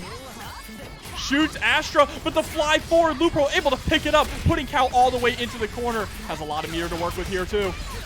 Wait, there's no way, right? Oh, you're dead. You're dead. There's no way. Oh. Hold up. What is it, chat room? It'll be real close. It'll be real close again. Yeah, there it is. God. Just enough to close that out. Lupro is still in this. And that's kind of the power of Dragon Knight's Awakening, being able to regen that MP. All right, DP, let loose. Cow able to escape from the corner here. Oh, nice roll through into the guard cancel. I like that a lot. But what a roll through from Lupro as well. Gonna be able to go straight into the Godric grab with the safe jump. Oh, nice. Reacting with the 2M this time. Ooh. Yeah, whips the high, gets the low. Looking real good for Lupro right now. But again, Cow is so good at making these comebacks. You can't let up the pressure here. I mean, look at the pressure that is being put on Cow. Cow finally letting the DP rip. There's the roll to the swap side. Is able to get the low, and that is going to be it. Cow is going to take it 3-1 over Lupro with the jackpot. It is so tough. You know, people are like, you know, Ranger's just okay. But I feel like the way that Cow plays Ranger, where when you're in that awakening state, you can just go for the 5M, conversion, Gunhawk, and then just like... But neither of those characters are currently on screen. Instead, we are going to see the Berserker mirror match now with HUEBERT versus Flowchart 10. Oh, one brain cell, you love to see it.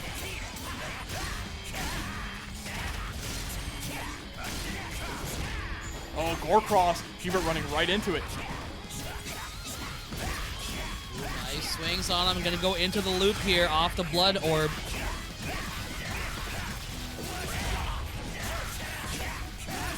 Flowchart 10 just following this Berserker Flowchart to perfect effect there. The delayed low afterwards.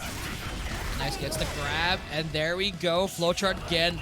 Flowchart Ken is running that Flowchart, as you said. You can definitely get into the Zen state, that flow state with Berserker. Once you have your opponent in the corner, the pressure just loops into itself. Yeah, and as long as you have MP, you can keep doing the loop. Look how much damage it's doing, especially because it shredded off all of that white health. Yeah, and that's going to put Flowchart Ken into Awakening, though. But there's the bait on the DP, and HUEBERT's going to be able to close out this round. Yeah, that's the crazy thing. Berserker could punish Berserker so heavy. Like, at any point in time, it's like, oh, you whip the DP, 5B into the loop in the corner. Okay, staggered pressure a little bit here, cranking that guard gauge, going to catch Flowchart 10 low. Straight into the loops yet again. Look at your health bar. Oh, nice.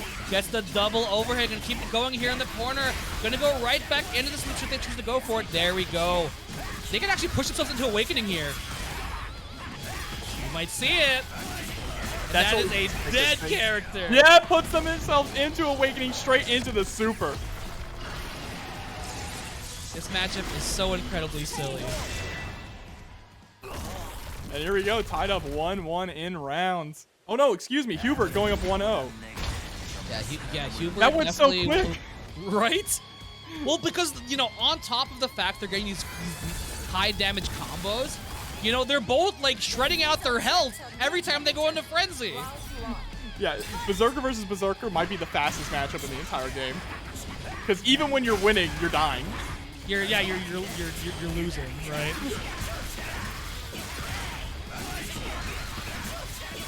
All right, here we go. Pressure is on in the corner. Flowchart Ken's gonna have to hold this mix-up coming. I love that air situation into the Gore Cross. Like, that's actually pretty clean because a lot of the setups that I see for it usually you just DP it. So because it's an air reset, you can't really DP it because I'm pretty sure they're in recovery by the time you land. Yeah, and if you press a button in the air on the way down, you're gonna get hit by the Gore Cross, which means that Berserker can just pick up the combo. Oh boy, gets hit by the 5B Awakening. HUEBERT takes another round here against Flowchart Ken. With the Blood Dragon. This is the Mog Dynasty. Oh! Ooh, again. Poking out with that 5B. All right, HUEBERT letting the DP rip, going straight into Frenzy, but Flowchart Ken answers with a DP of their own.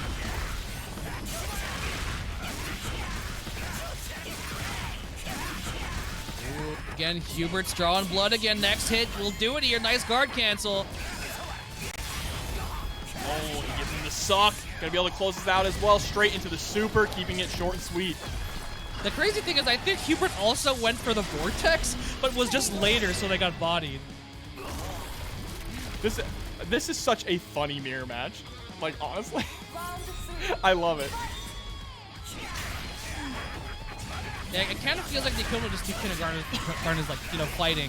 Because they both have, like, crazy options in neutral. And they're like, you know what, if you have it too, I'm going to do it. Whatever. Who cares? Oh my no, he's trying to jump in, but the Blood Killers catches him.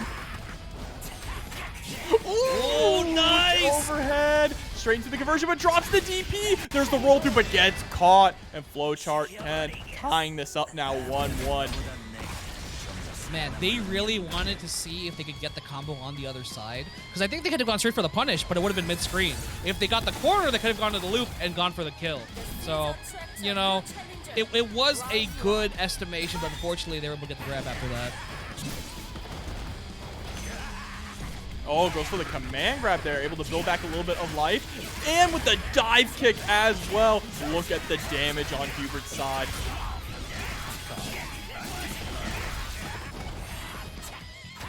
Ooh, tries to go for the fake low, but no go. Really whiffs, but nice anti with the 5B. Flowchart King gonna push to the corner now. Bloody Vortex and cash out. A little bit of damage. Wait a minute. Okay, yeah, not quite, not quite. Didn't have any meter to work with there at the end. I think if they actually had mana, they would have been able to go into one more pickup and close it out. And now their back is up against the wall. They need to figure out how to escape this pressure, but they get hit by the suck. Indeed. I think it's really cool how like Flowchart Ken is kind of mixing in this suck, because a lot of the times they're kind of just like going back to neutral. Like they'll do like 5S, 4S into Frenzy, but just kind of like throwing that in just in case HUEBERT wants to challenge. Oh, I love that, utilizing those plus frames there. Able to actually use that as a tick throw setup with the command grab to build back some health.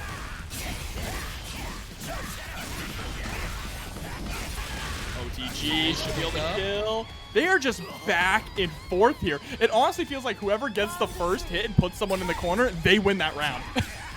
I mean, especially with how Feast or Famine you say this character is, like, they're both, like, chipping away health even when they're not doing combos. Like, if they're in Frenzy, like, they're losing all that health. So it's kind of like a speed run on who gets the first hit. Any percent Berserker mirror match. Ooh, nice catch on the roll. They're going to be able to loop right into the combo. I love that extension with the Gore Cross. That was a cute combo there as well. Hard knockdown coming. Okay, it's not over yet. Hold on. We are pushing it. They're going to push it to Awakening. Hold on. Hold on. Hold on. Okay. Yep. Chat, how many seconds long was that combo? Can someone go back? That combo just did not end. That was over 40 hits. Yeah, and that, you know, that shows off the strengths of Berserker. Being able to have access to conversion as long as you're in Frenzy. You could just keep canceling until you're out of MP. And keep canceling also to push yourself into Awakening to get the super. Nice wake up DP there from Ken. Kind of very simple for both players. Like, get that hit, go into the corner, get another hit, and they're dead.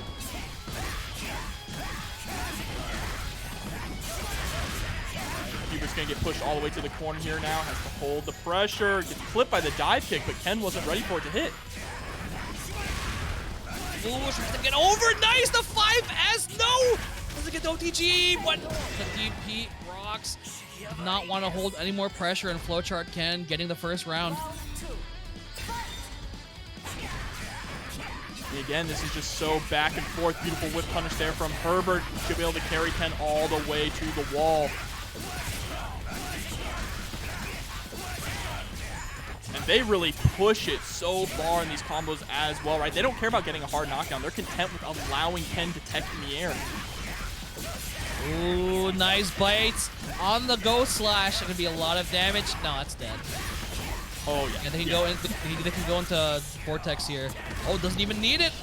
Actually, I wonder if it will kill because they canceled into Awakening a little early. HUEBERT might have just enough health. Yep. Could have pushed it a little further. Unfortunate. This might come back to haunt Flowchart Ken here, but the run-up throw. That was some Guilty Gear Strive stuff. Full screen run-up throw. Yeah, and that was from like full screen. So like that acceleration on the run was nutty. And here we go, final game, a game 5 between these two. Exactly how you want a mirror match to work. Yeah, one Berserker will be going home after this match. Right now, HUEBERT is trying to make sure Ken is the one going home, putting on the hurt here, dropping them into the corner, entering that frenzied state to put the pressure on. God, the spacing here with the 5As, it's so hard to counterpoke. The way they're kind of, you know, layering their pressure. They get blown up if they bite, and there you go. The stagger 5S, and this actually can be a dead character if they push into Awakening. No, they're just going to go for it. Never mind. They're going to keep it going. Hold up. Don't speak too soon. Yeah, oh no, they ran out of meter. Really unfortunate because they didn't go for the conversion there to build up enough meter to close it out. And now this is anyone's game. HUEBERT was in full control the entire time, and it is down to the final pixel, and they lose the round. They were winning the entire round, but they spent all the health. When you're playing Berserker, the worst enemy is yourself. And now Ken is sitting at set point, said, yo, thanks for the round. That is so unfortunate. They're trying to push it as far as they can, but now Flowchart Ken gonna cash out all of that white health. Next hit will do it here for HUEBERT.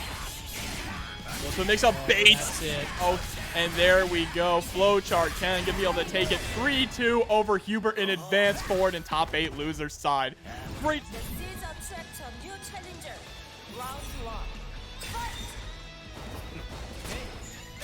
Oh, nice. The 5A to catch the Magma Salt.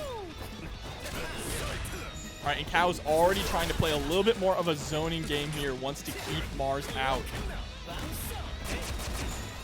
We're trying to go with the jump 5A to go for the air-to-air challenge, but now in the corner, all these plus frames. Nice guard cancel. Oh, able to swap sides here as well. Gonna run up point blank there with the 2A. A nice little tick throw setup. That situation here for Mars. Gonna try and get through with the projectile invincibility off the shoulder tackle. Oh, and all you need is just one 5B from Ranger in order to get in on them as Grappler. But unfortunately, jumping straight onto the gun, Hawk Cow with the conversion, able to get a full confirm off of that. And not gonna kill us yet, but just a little love tap with a 5A will do it.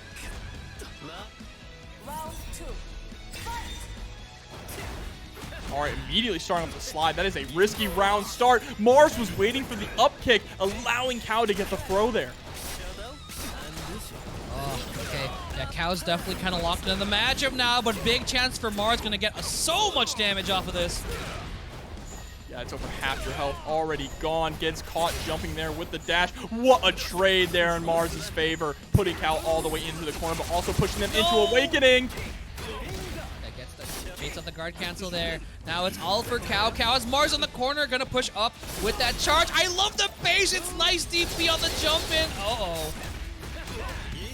Oh, clips him with the knee straight into the Awakening super. Stay with me, chat.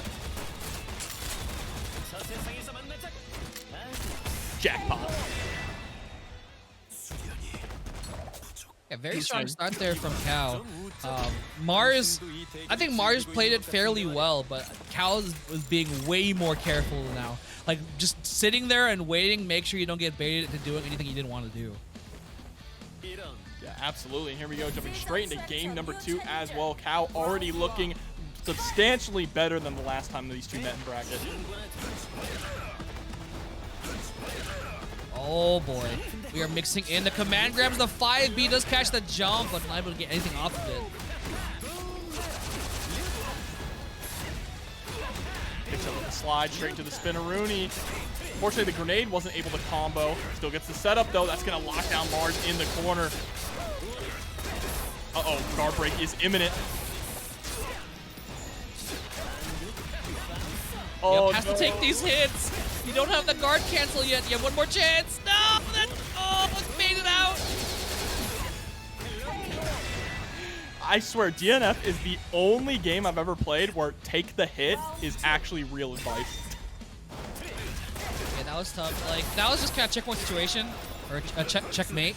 Because like, even if they finish the combo, they're gonna get mediated into another guard break. Right, relying on these plus frames here. Oh, speaking of guard break, Cow's guard gauge is very low. Able to escape from the corner, trying to back up. There's that anti-air 5MS. He able to pick up the conversion straight into the slide.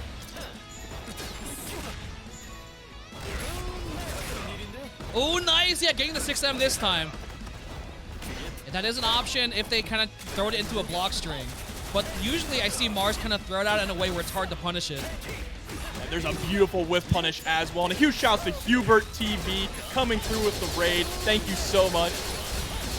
And this guard break is about to happen too far away. There's nothing you can do, right? If you throw out the guard cancel, you just get blown up by the guns. And Cal is going to be able to go up 2-0 here over Mars, looking substantially better than we saw them earlier in the bracket in this matchup.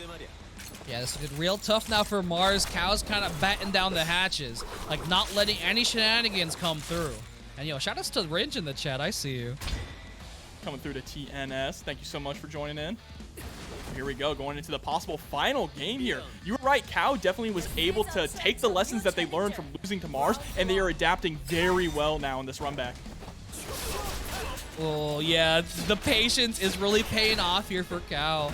You know, because like a lot of Grappler's strengths are just knowledge checks. Like, will you wait to see what Grappler does? Because I feel like everything Grappler does is a little too slow or a little too stubby. Yeah, but all you need is a couple correct guesses as Grappler. Cal waking up with the DP. Cal has also been consistently going for that forward run into roll through to escape from the corner, and no one has blown them up for it yet. It's kind of hard for Grappler because like situations like that are like all hard reads to kind of punish it. Because like you're looking for like a million other things, and on top of that, your 5A, 2A are kind of stubby. So like if they roll forward and you're out of range, you get cooked. Yeah, and you're about to get cooked right now. Their guard cancel, unfortunately, getting baited out. Has to block that grenade as well. Lockdown in the corner. Nice roll through, though. Chase down with the Magma Solid, jumping back with a jump A. Oh, it's just a run through again. Cow does not want to deal with it. The DP coming out as well. Cow now sitting at set point, threatening to 3-0 Mars and send them home. Real hard. There we go. Counter hit off the shoulder. Gonna get a grip of damage now. Gonna take the situation off that 5A. Nice. The charge command grab. So much damage, immediately putting Cow into Awakening. And the anti-air. Mars nice with the air Steiner. Yep, answering back with a perfect there. That was definitely a perfect round for Mars, but we're gonna have to see if Mars has a little bit more in the tank. That was just one round. They need to win 3 matches straight here. Dang, Cow has been so on point with these DPs as well. Mars is really gonna have to bait them out, challenging the jump up there as well with the JA, forcing Mars back down on the ground. No, they didn't have conversion. So it gets whiff punish there. That's a lot of the thing. A lot of Grappler's neutral options are like heavily punishable. So if you just stay out of their range and force them to do stuff, this is a guard break here. If they kind of sit at that range, the back assault forward tries to take advantage of that. No bite on the charge 2S. Nice, gets the rollout. You're seeing Mars is being very conscious of the DP from Cow as well. Full charge, goes for the conversion. Oh, this is so scary. And the 2A from Cal coming out 3-0. Remember, Mars is the one who sent Cal to loser. So Cal answering back with a 3. The frenzy without getting punished with 5S or 6S. Yeah, absolutely. That is really well said. So you're going to see a lot of 2B as well as from Frosty, right? Just trying to get underneath those far-reaching normals from Flowchart Ken. Gets a chance for frenzy off the block string. Yep, that actually is not as negative as you think it is. Especially with how slow Hitman's buttons are, being like 7 frames, I think, for 5A. Yeah, and there's that 6S chase down, right? Already putting Flowchart Ken into the corner here. Cranking that guard gauge, already about down to half. Good patience from Frosty, just giving up their turn. Didn't want to overextend, but Flowchart Ken running in for the command grab. Yeah, running up on Hitman of all characters. Nice, gets the guard canceled and gets something started. Instant overhead, doesn't go for the jump S. Went for it there, but whiffed and gets the 2A afterwards. Gonna get a grip of damage now. Yeah, a bit of a scrambly situation, but Frosty was able to keep cool and bring it back, putting Flowchart Ken here into the corner. Flowchart Ken able to escape though with the guard cancel. Baits out the guard cancel from Frosty, and Frosty, no, they dropped it. That could have been the game-winning combo. Unfortunate now, and Frosty uses the conversion to push themselves into Awakening. Bill Drill into Shattering Strike is an option now.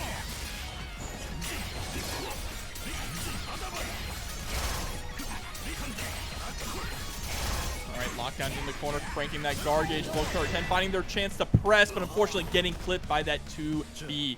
2B is such a great tool in this matchup for Hitman specifically, right? Being able to just stuff the 5A or the 5B from Berserker.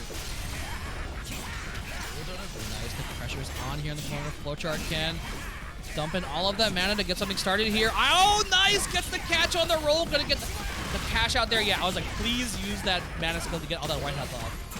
Setting up the gore cross, going for the instant overhead there. Wow, Frosty, no fear. Challenging, able to get the instant overhead, but drops the next pickup and eats a DP.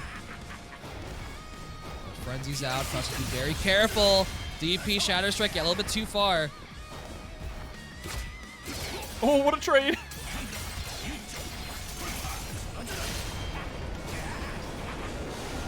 This is so tough. I mean, literally next touch is going to kill here. No matter who you are, and there we go, 6S. It's such an explosive move that just launches out. So hard to react to. Yeah, it definitely is shades of like, you know, a dash straight from Street Fighter, you know, this Balrog just running up on you. Here we go, jumping into the second game. Flowchart Ken, both of them being incredibly aggressive there at round start. Of course, you know Berserker wants to be aggressive, right? They want to get that knockdown, go into Frenzy, and start running that mix-up game. But Frosty pushing Ken all the way to the corner, able to pick up with the overhead. Gonna be able to get the hard knockdown here as well with the 4S. Oh, another run-up grab, 85A. Yep, Flowchart Ken does not bite. Frosty just trying to look for that whiff punish, right? The Flowchart Ken running up, building back so much health with that command grab.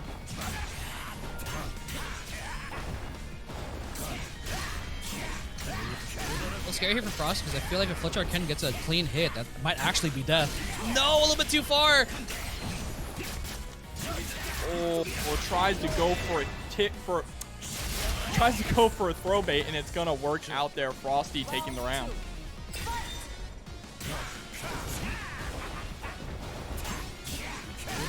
Flowchart Ken's playing this fairly well, but I think the big thing is that Flowchart Ken is going for conversion a lot and just kind of killing themselves before Frosty even has a chance to get damage on them.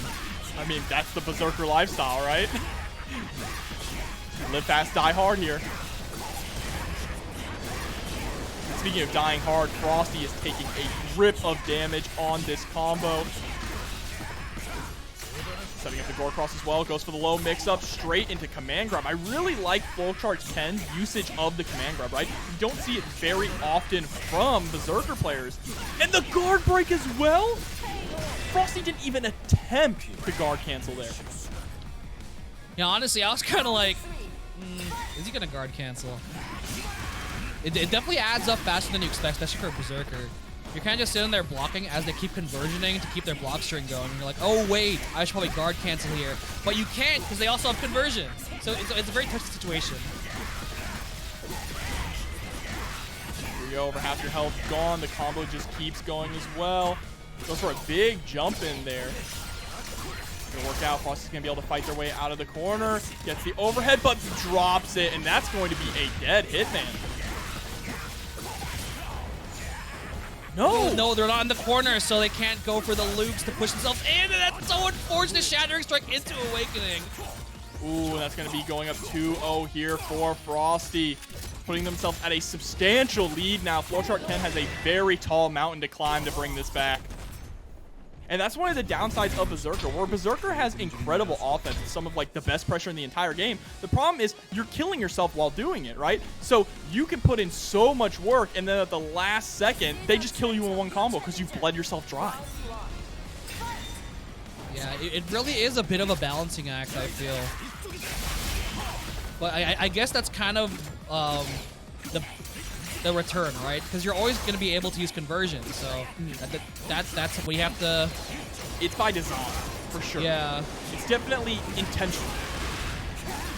Oh, what a whiff punish on that 2B, setting up the gore cross to keep the pressure up. Gonna build back that health with the command grab.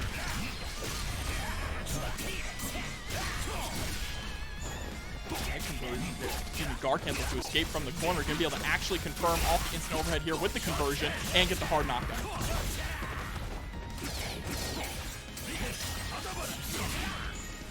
Gets the guard cancel now. Gets the frenzy on. Frosty an Awakening. Flowchart Ken also an Awakening. Runs right my God. into a 2B, and Frosty is sitting at set point now, threatening to send our final Berserker player home. I mean, where there's a will, there's a way. We'll see if Flowchart can kind of make the climb here. But Frosty's looking incredibly strong. Oh, letting out the DP, okay. Yeah, Flowchart Ken is getting caught by these 2Bs. They really need to watch their ankles because they're just trying to really run in, right? And Frosty is challenging it a lot there with the 2B or the 6S.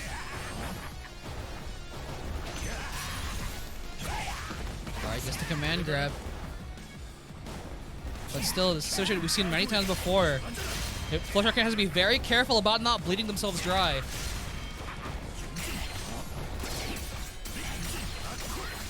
Here from Flowchart Ken. They just need to find one opportunity to press. They try to, and they get clipped by a counter hit. The damage here is absolutely mental. It's not going to kill, but it is going to put Flowchart Ken in a one mix-up situation. The patience! Look at that, the staggered 2A! Guard cancel out. Goes straight into Frenzy. That 6 is coming. Oh, nice! Pokes out with that 5B, and there we go. Flowchart Ken staying alive right now. Okay, the run up low. Frosty starting off strong here. Still sitting at set point.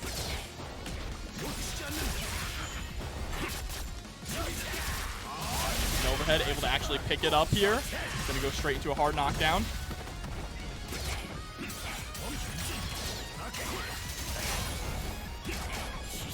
Looking good for Flowchart Ken right now. Gets the guard canceled, but they're going to get something started. Frosty's looking kind of hard to open up right now.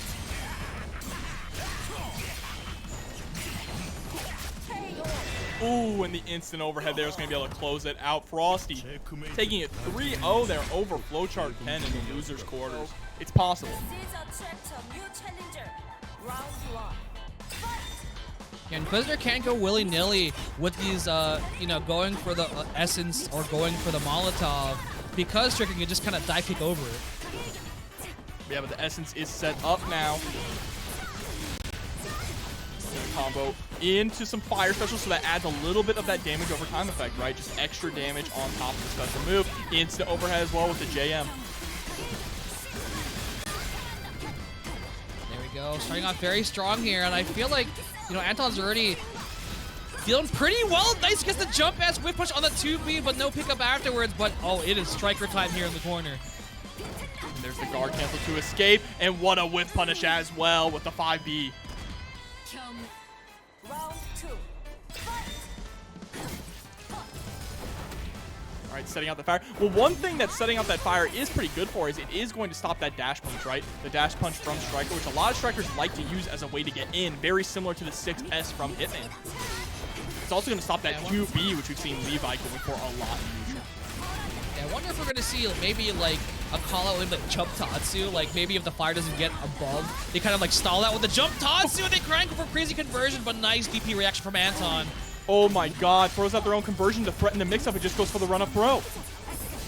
Yeah, then the mix-up. They're trying to get through all of this oil and all of this fire. There we go. Levi finally getting a little bit of pressure here on Anton.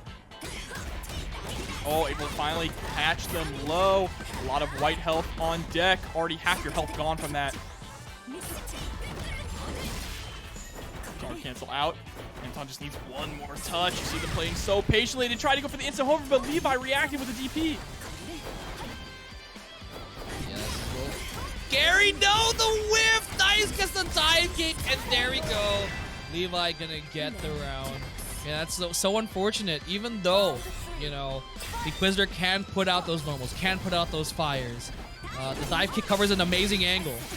And not only that, too, but when Striker is in Awakening, of course, she gets that buff to her moves, right? Does more damage. Yeah. And Inquisitor, a very squishy character, so it makes those comebacks a lot more manageable for Levi. Nice, gets that jump M right over the 2B, but a little bit too far for the 6S, and Levi, it's like, oh, you dropped your combo, I'm running in. Plus range there, goes into the conversion, baits out the DP, goes for the 2C starter.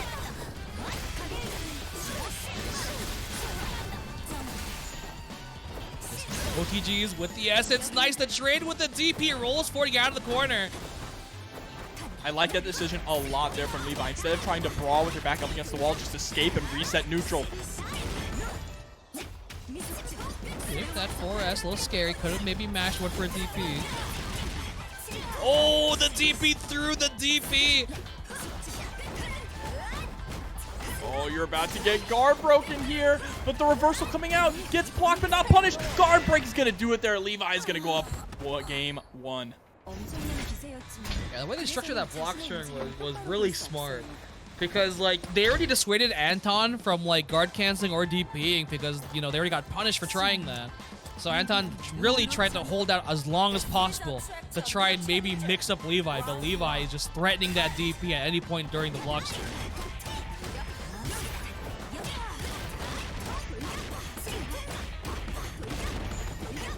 Already getting put into the corner here, and Anton is just getting caught, smothered right now by Levi, already put into Awakening. They have to make a big comeback here. And gets clipped with the frame trap, a perfect from Levi. The momentum just rolling in their favor now. That's looking real tough. I feel like the fact that Levi is so happy to just run up and make something happen is like making sure, keeping Anton on edge. They have to make sure they have to react to it and not let Striker die kick all over him. Setting up that essence as well, just trying to catch Levi. There's a great whiff punish on the dive kick attempt, gonna set them up into the wheel. Looking like an Inquisitor round now, but we've seen Levi. Oh my god, interrupted the 6M. Great moving here from Levi, though, finally able to force Anton to block, but not for long. They're able to disengage. And the DP coming out. Not going to be quite enough to kill, though. Well, they're trying to go for any poke outs there with that 5H. Just swinging a little bit, trying to make sure they can't run up. Oh, no, the DP! Overextending way too far there with the DP. Pays for it now. Able to just roll out of the corner for free, though. And the fire! The very end of the fire catches Levi. Anton's able to take the round. Gosh, try to go for... I'm not sure whether they went for that instant jump A, but didn't work out for them. Levi gonna get started early now in the corner. Oh, the command dash there to escape. I love that option. Gonna set up the wheel in the corner as well. Essence to get the extra damage. Actually, catches the jump too with the Essence.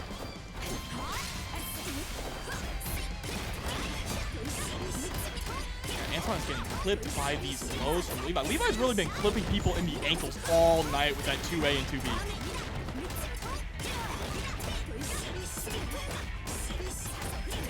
Enough man to close out this round as well with the DP. Levi going up 2-0 over Anton. Anton's been playing so well, but is it enough? Yeah, I wonder if we'll see Anton maybe go for a little bit more of an air-to-air based approach. We're seeing a lot of grounded kind of like keep away pressure of like, you know, the classic hit and run style of Inquisitor, but maybe we'll see a little more aggression and kind of like making sure they can't take to the air, like, you know, jump A, jump S, jump M.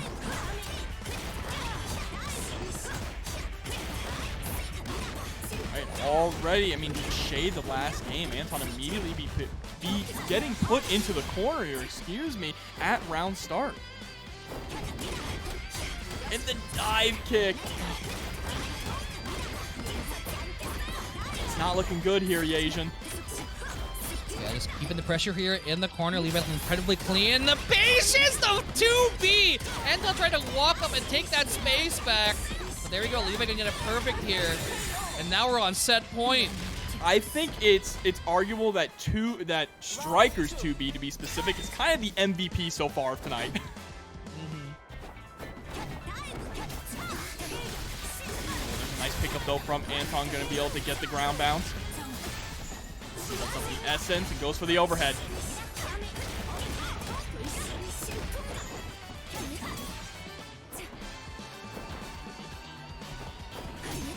Patience now in neutral. Not trying to commit to anything too crazy.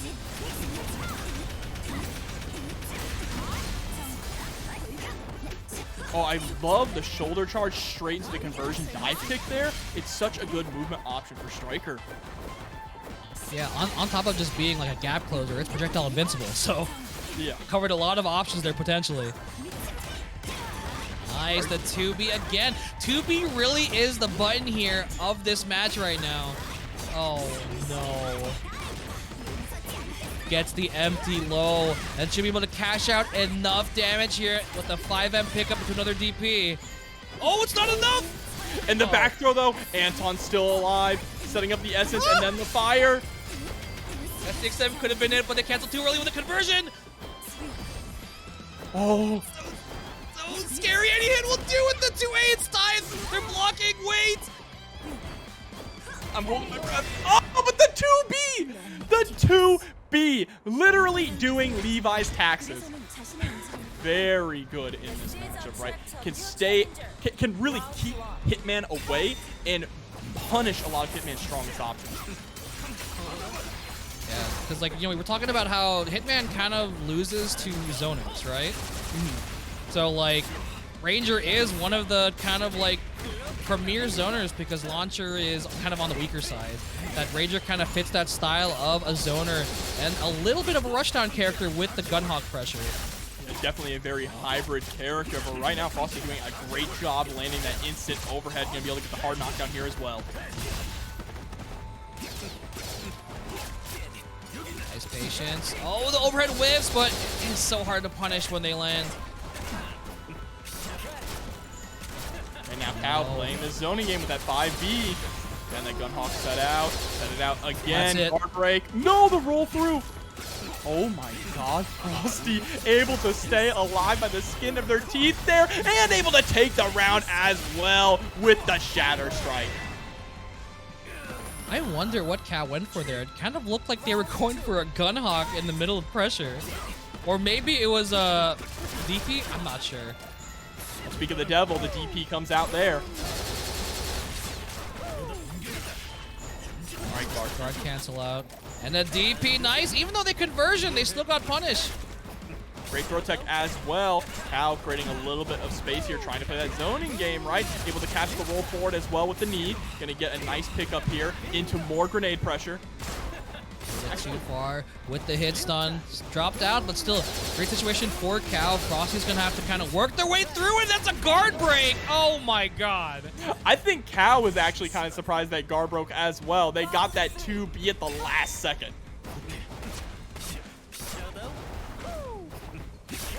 Ranger could really make this matchup kind of frustrating.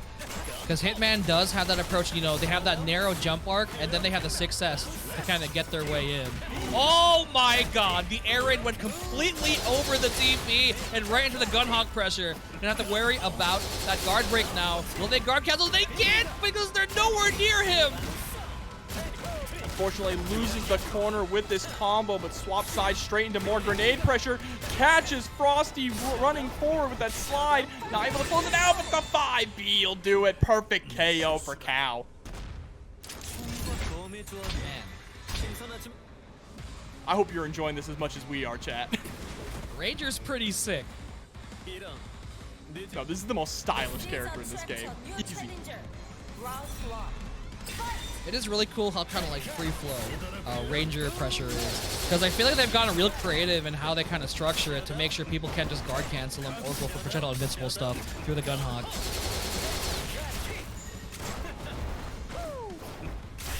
Trying to play footsies with that knee there. Able to catch with the slide. Grenade combos. Oh! A bit of a scramble there, but able to survive it with the DP. Nice, gets conversion to run forward, get into the corner, get a little bit more damage off of this. Ooh, big open up with the 2A, gonna be heavily scaled though. Gonna need one more hit. Clips with the second hit there of the overhead, and that's going to be the round for. No! Frosty drops to confirm. Yeah, they went for the 2A afterwards. Also give Cow the chance. Nice, the delayed roll to get through the guard cancel. Unfortunately, there, Cow went for 2A after the roll when they needed exactly that button right there. 2B, Cow able to close out that round, threatening to go up 2-0. So strong right now. Oh, nice, gets the hit with the crumple. Nice, realizing that the grenade hit already, kind of pushed the hit stun pretty far in the combo, just went for kind of a freestyle grenade setup afterwards. Oh, you see Cow is backing up to threaten the guard break, right? Only needs one more Gunhawk to do it and actually catches Frosty trying to escape. Oh, the grenade acting as a combo breaker there, locking down Frosty in the corner, and Cow is going to go up 2-0 in this matchup here. That was actually so cheap. I was like, oh, they're going to set up the Gunhawk. Cool. And then they just run up, jump back A to bait out that DP. Best grenade in the game as well. Out of all the grenades in the game, Rangers is complete fire. I still remember in the chat when Complex 90 was like, don't use jumping on Ranger, it's garbage. Well, we've come a long way since then. And big shouts to Lena the Troll for the 27 months subscribed. Thank you so much, Lena, for everything you do for DNS.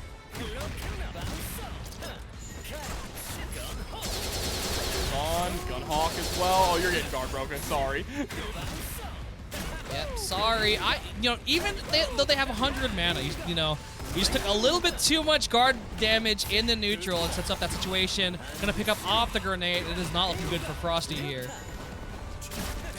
Oh, baits out the throw attempt, but unfortunately wasn't able to combo into the grenade. Still out in a very strong position right now with Frosty locked down in the corner on the Magic Pixel. The back jump JB is going to put Cow now at set point. Yeah, this is not looking great here for our hero Frosty. They're getting handily dealt with. Oh, nice roll! No, wasn't able to get the punish though.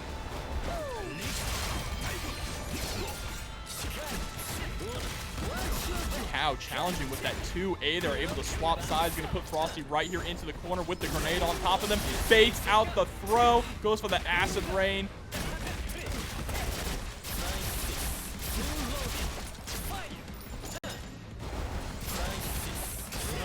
They push into the grenade now.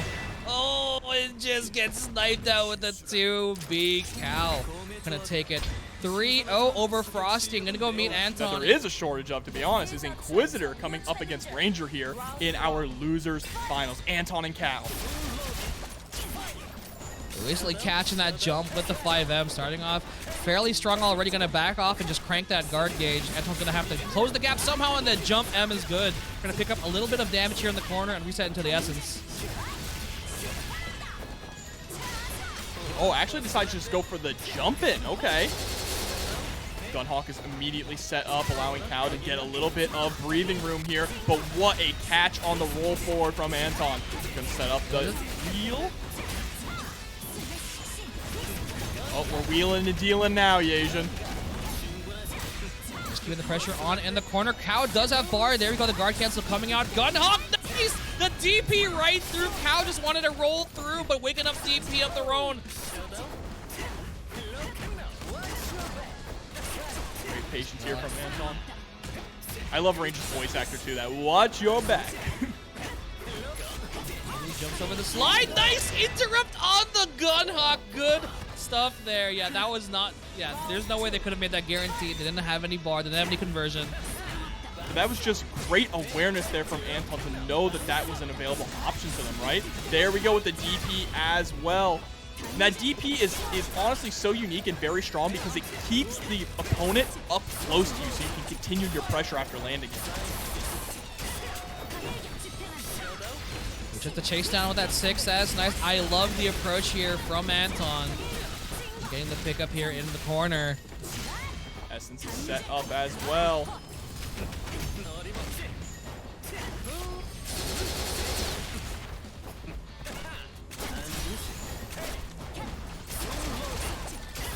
All the patience in the world is not going to help you if you cannot get in on Ranger. The wheel actually stopping Cow in his tracks. This is gonna, no! Drops the confirm there with the JMS. Would have been able to kill the Awakening Super. Not like this, just going with a 5M. No, they drop out of the fire. Tries to roll through with the DP. Yasian. That was 1-1 in round. so scary. They've gone straight to the Awakening. They were trying to push a little bit of the damage with that jump M, but now picking up another combo here in this next round. Going to the overhead into the throw attempt, but Cow is ready for it. Catches the whip on the slide And a lot of damage here on Cow, but Cow is locked and loaded, has the bar and an awakening. Gotta make sure your pressure's tight.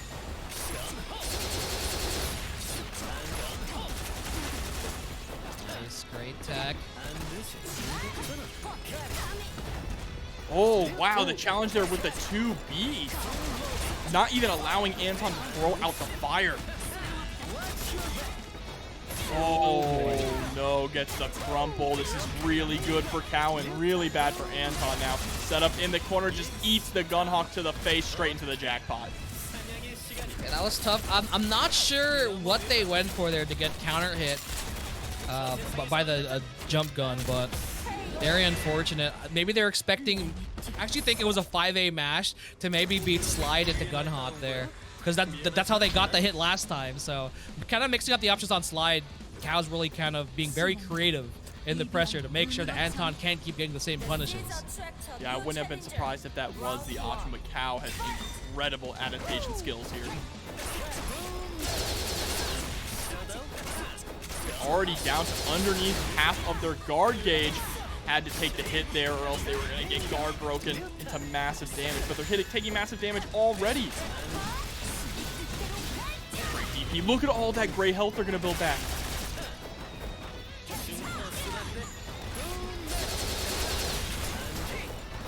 Pushed into Awakening. And remember, even if they build back all that health, they're going to still be in Awakening, but they're not going to get the chance here. Cow is going to be able to close out this round.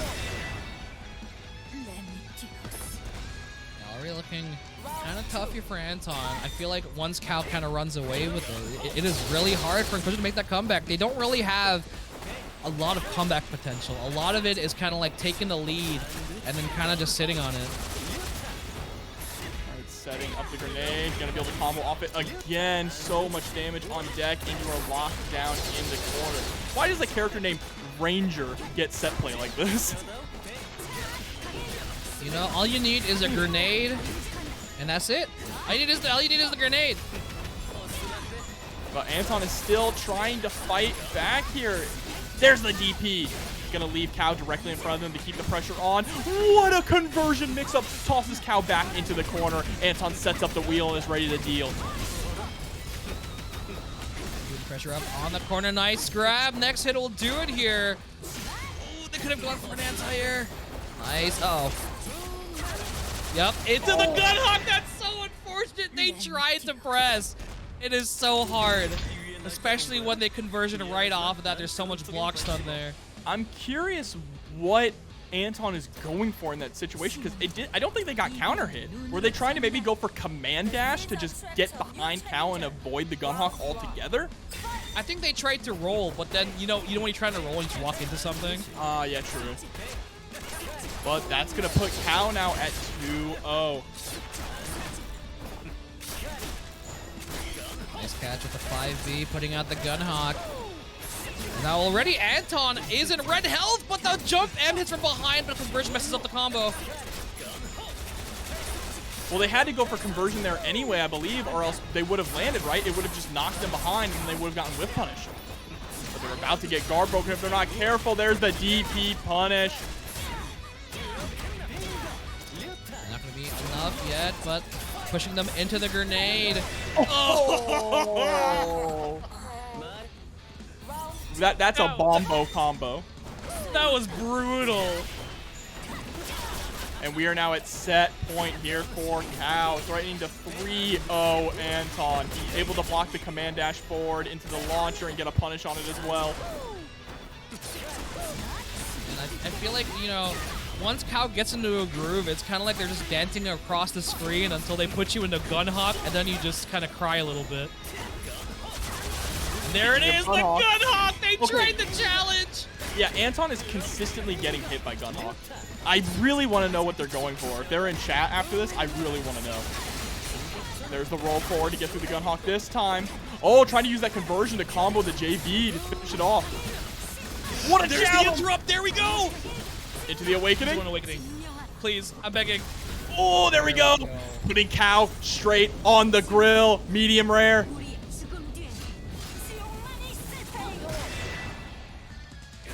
All right, Anton. I love that second Awakening. Ooh, still in this now.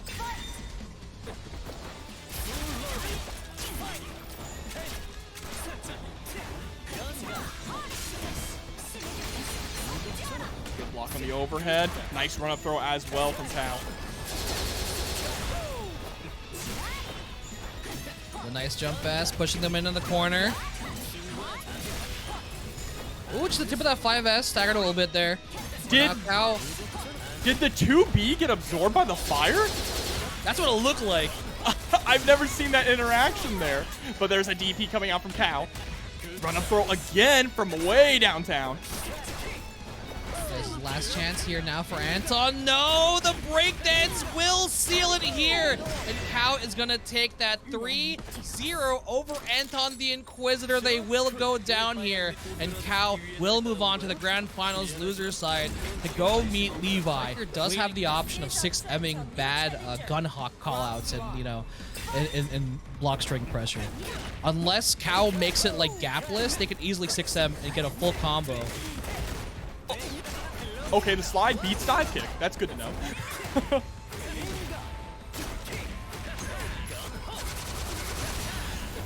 And of course, another thing in Cow's favor in this matchup is that Striker, while she is very oppressive, also a pretty low health character as well, right?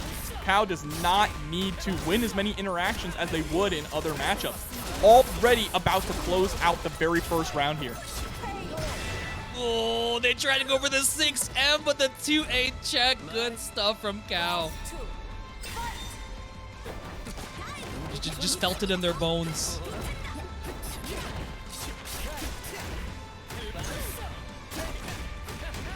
Alright, should be able to get the hard knockdown here. Straight into the grenade pressure. Oh, tries to go for the run-up grab. And even when you tech the throw, you still have to hold the pressure thanks to the threat of that grenade.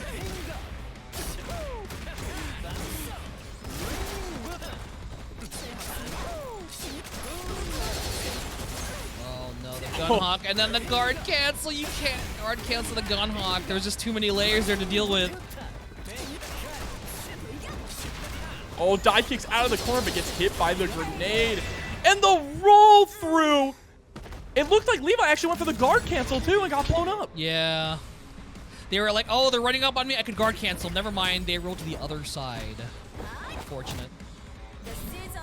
Cow with a very quick game one here. Stalling themselves in the air with the JB, able to get the throw punish as well when they land. Oh my god, just mock kicks that 6M, put that shoulder away. It feels like every option Levi is choosing is just losing out to Cow's normals.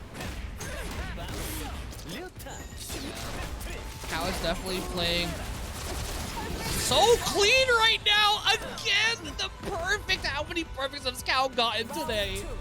Cow is definitely in the zone. Starting off with the 5MS as well. Able to clip Levi running forward with the 2A. Going all the way to the corner, taking you for a ride. There's the grenade setup as well.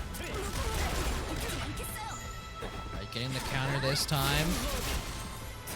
The guard cancel, rather. But again, I feel like they're just getting so many pickups. No matter what Levi's doing in the neutral, Cow is ready. We're just seeing so many whip punishes. It doesn't bite on the throw attempt. Nice, gets the DP. Levi gets a chance to get something started. This is Cow's first time on defense so far in this match. They let the DP rip. Doesn't actually spend the guard cancel. I like it. They hold on to their guard cancel and spend the DP instead. They want that damage, and they're able to take game number 2 so quickly and decisively. We are already almost at a reset, and I feel like this just started like 2 minutes ago. Yeah, we literally just started the match, and Cow is already firing off on all cylinders. Excuse me, up to 1 game. Yeah, I mean, that was a pretty strong 2 rounds. I mean, 1's close to 3, right? Yes. It's only 2 away.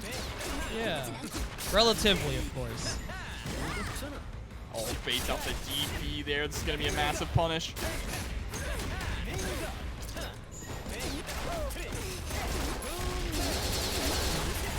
And the guard break coming out. Nothing that Levi could do except sit there and watch and think about how they ended up in this situation.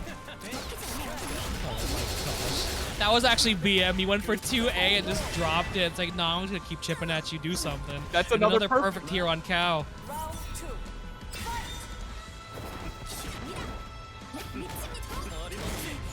All right, guard cancel. Just get off me. Cow does not want to hold any pressure at all in this set. Gets flipped low. And finally, Levi can get something started here. This is the most damage they've done all set so far.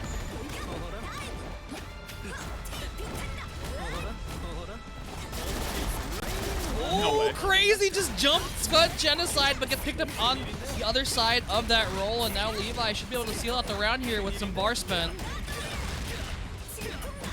The DP, the follow-up afterwards. The very last hit, able to close it out. Levi finally taking a round there. Able to stop a little bit of the momentum that Cow has already gotten started. Ooh, the slide avoids the dive kick. But switching sides now, Cow has Levi in the corner exactly where they want him. Great patience there from Cow as well. Recognizing the situation. The jump back JB. Able to pick up a confirm afterwards as well with the side switch. Going to put Levi into the corner with the grenade. Comboing off the throw here. It all just flows so naturally when Cow is on the sticks. Oh my god, whips the grab into the DP. Okay.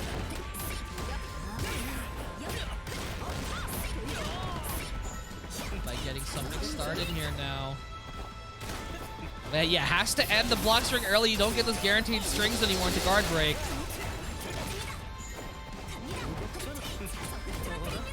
Yes, it is Cow 2-0. It just hasn't been updated on there.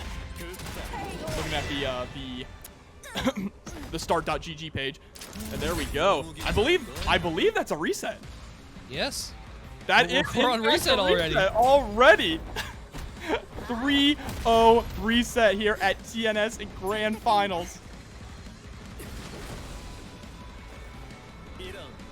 All right, everyone take a breather. This is the final set of the night.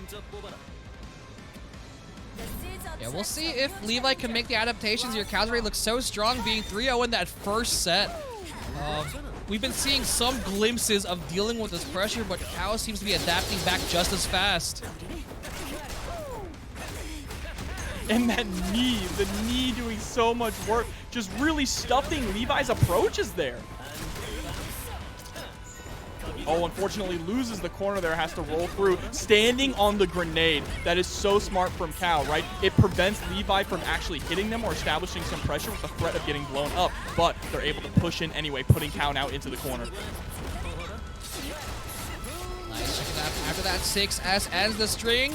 Nice, the roll through, but this time Levi challenges. Oh, and this is... Oh, no! Doesn't get the extension after the 4S. Oh, the DP comes out, putting the debuff on. There's the roll through, trying to bait out that guard cancel again. And Kazunkai saying if Cow wins 200 more in the match, Reno. Good God. Somebody stop this, man. Oh my god, the dive kick, literally the minimum height. Levi able to take a round here.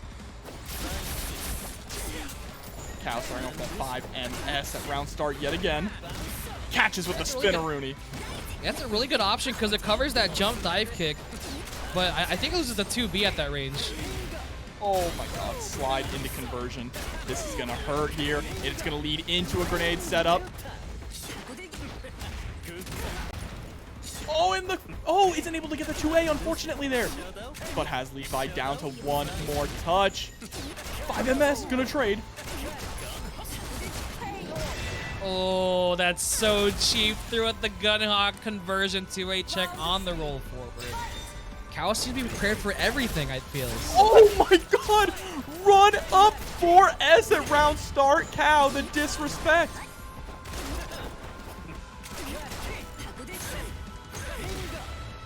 Just goes for the slide, and it looks like everything is just working out for Cow here against Levi. Baits out the DP. Gonna cash it with a double Gunhawk grenade. The slide afterwards. That's so much damage. Cow. There we go, Cow getting the first match there. Cow just seems to be inside Levi's head, knowing every single option that they want to take. Yes. It's absolutely crazy right now. That is currently 4-0 for Cow. And I don't know. It's looking a little rough for Levi to kind of shake Cal's confidence here. They're playing so incredibly well. Beautiful dive kick, though. Able to punish the slide. This is exactly the kind of change we need to see from Levi. A lot more of these really well-placed whiff punishes. Oh, it's so tough. Ranger's actually one of those characters who can challenge a striker after the rebeat pressure. Because that 2-8 goes so far, they can just challenge immediately. Yeah, and then Cow is also setting up that gun hawk to just run and roll through to escape the corner. And gets the guard break as well. Not gonna fight dead. Maybe? No. No, it's not dead. But the grenade's still nice tech, but the grenade's still taken, and they get to just run up for a grab again. The threat of the grenade exploding is just so much, because you can't jump either. Because then, like, Ranger will just chase you down or DP you. Right, setting up the gun hawk again, able to catch with the low 2A. Maybe try to jump there. Gonna get a lot of damage now in the corner, about half health. This is a great start. You have to make sure you cover these options. You can't let Cow get it out. Nice, gets the stagger. Please finish your blade. There we go, Levi. There we go. A very strong round there from Levi. That's what we need to see more of. Starts off with the dive kick. Goes for the overhead as well with the JB. Cow is really kind of favoring that jump out with a jump B to trying to get over these strings right now. If you notice that Levi put in a gap and 6S'd every jump attempt in that last round. But there we go, sliding right underneath the dive kick. And then yet again, the knee just stuffing Levi's approach. There's a beautiful escape there with the conversion in the air. Goes straight through the projectile and is going to get a combo in the corner. He's so good. That's it. Guard break. Nice! The 6S through, but no conversion! All right, Levi is starting to adapt now. And is able to take the very first game here in Grand Finals.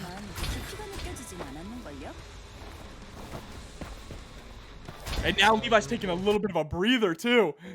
Yeah, we're 1-1, and I think they set the maximum matches to 5. Oh, okay, so, okay.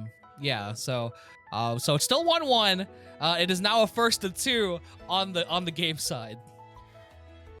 But Levi is slowly but surely adapting now. Very well. Yeah, I think they're starting to understand the options that Cow's taking on defense. Cow isn't going for like crazy DPs anymore, and they're kind of like soft adapting to the pressure, like kind of jumping out, because they have to leave the gaps now, because unless you go for like the hard block strings, which is scary because if you mess it up, you whiff DP and you die. You know? So Cow's trying to go for these soft options against the block strings to kind of get out of them. But also going for those hard read options like neutral jump JB at round start to call out the dash punch. Wake up DP there as well from Cow, going in for the slide. Watch your back. Gets the crumple. Yeah, mixing in the options off of slide there. I feel like Levi has been kind of like conditioned to kind of like press on slide, because Cow is going for like non-gapless options after the slide, so opening that up there. Seems like Levi has finally figured out there that those bullets count as projectiles, so they can use their projectile invul moves to get through them. Yeah, nice. Does not bite this time, but the slide right afterwards. What a mad person there. Yeah, and that's the mad difference. Cow even.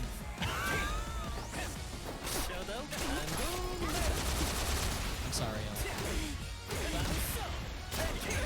Cow gonna get the grenade set up here in the corner. But the DP Levi now with no fear, but runs a little too deep in and gets tossed back. Oh no, they try to go for something crazy there with a Tatsu conversion and a dive kick, but still gets punished for their troubles. Gonna land on that grenade afterwards. And there's the set play. Oh, it's able to grab the roll forward and avoid the grenade explosion as well.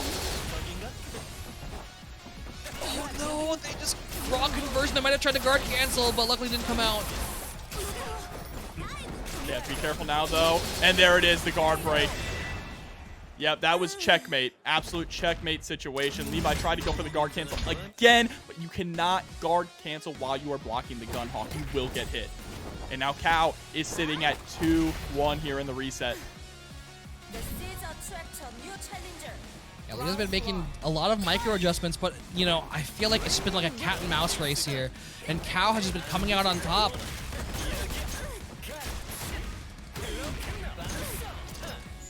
Gonna be able to set up the grenade here and get the toss. That's gonna be a combo.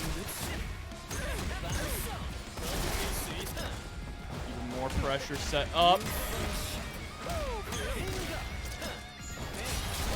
Kick right back into it, the 2A, and is this the round already? Not going to quite be the round here. Won't be enough damage. Just needs one more confirm. Yeah, I love these fade back. The parting shots with a jump B. The fade away. Nice the mod kick. Breakdance, nice challenge. Yeah, Cow trying to go for something crazy there. Or knockdown in the corner. Oh, the guard cancel to get out, though, straight into the slide, and the gun hawk. What a DP, though, from Cal, betting it all.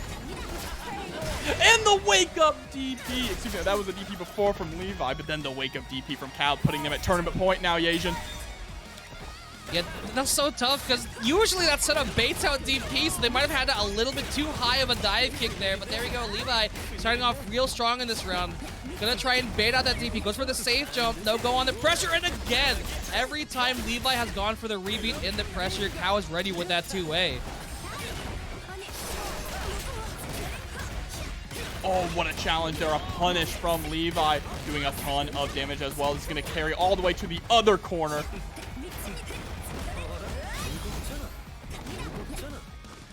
Nice, taking the pressure back, trying to see if Cow will go for the DP. Nice, the DP right through the guard cancel this time. Won't be able to kill just yet. Gets the grab, and there we go. Another round for Levi. All right, Levi. Still in this, bringing it back.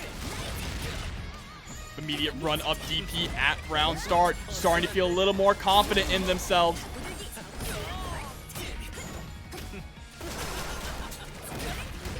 There we go, 6S starter, gonna get so much damage off of this. Oh my gosh, the double, but unfortunately a little bit too far for the combo to finish up here. Cow also doesn't have that much more to play around with, gets the jump. It's got Genocide and gonna push them back into the corner. What a confirm there, nice side switch. That was a hell of a punish on the dive kick as well. Guard cancel out. Finally, Cow is able to get a guard cancel. But the pressure's still on. Oh, the roll through, and we're, no. Okay, run up throw. We are going to a final game, Yasian, in a grand finals reset. What was that awakening? I don't know. Maybe trying to, I don't know what they were trying to call out. Maybe a guard cancel? Definitely not a roll, because you could just roll straight through the awakening. Honestly, if that hit the guard cancel, I would have screamed. I think that's what they were going for, was trying to just shoot their guard cancel with the awakening. A hard call out. All right. Tournament point for both players here in this grand finals reset. Levi and Cow. Striker versus Ranger. Who do you like?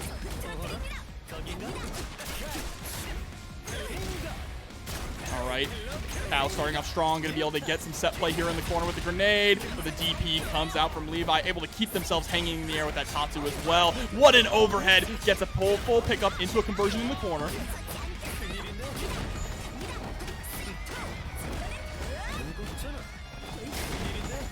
Ooh, nice, trading off the dive kick with the Scud Genocide, and now the classic conversion off the Gunhawk to switch sides too.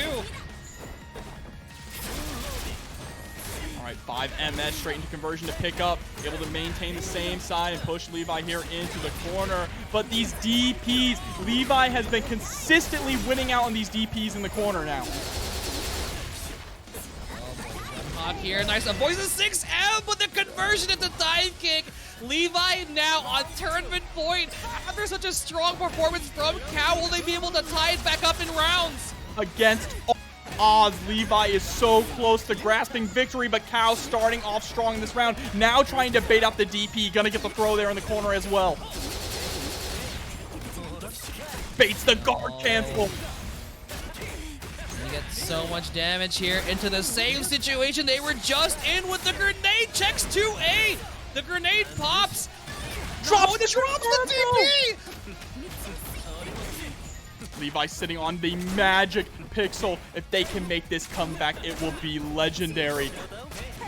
And the 5A is going to close out. Final game, final round, Yasian. I wouldn't have it any other way. Starts off strong in this round, already establishing the Gunhawk pressure, goes right over it, and now Levi pressuring Cow in the corner. The low is good off the 5M, gonna get a nice pickup here in the corner.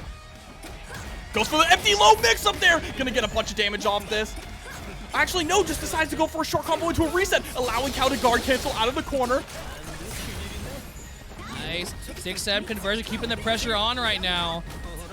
Be careful about the rebeats. We've already seen Cow challenge, though. Patience, nice, gets the DP out. Very delayed. The Gunhawk conversion, switching sides. Oh my god, is this it? That's enough. And Cow will take it 3-2 through a 3-0 reset. And win TNS Duel number 9. Unbelievable set in an unbelievable tournament, Yasian.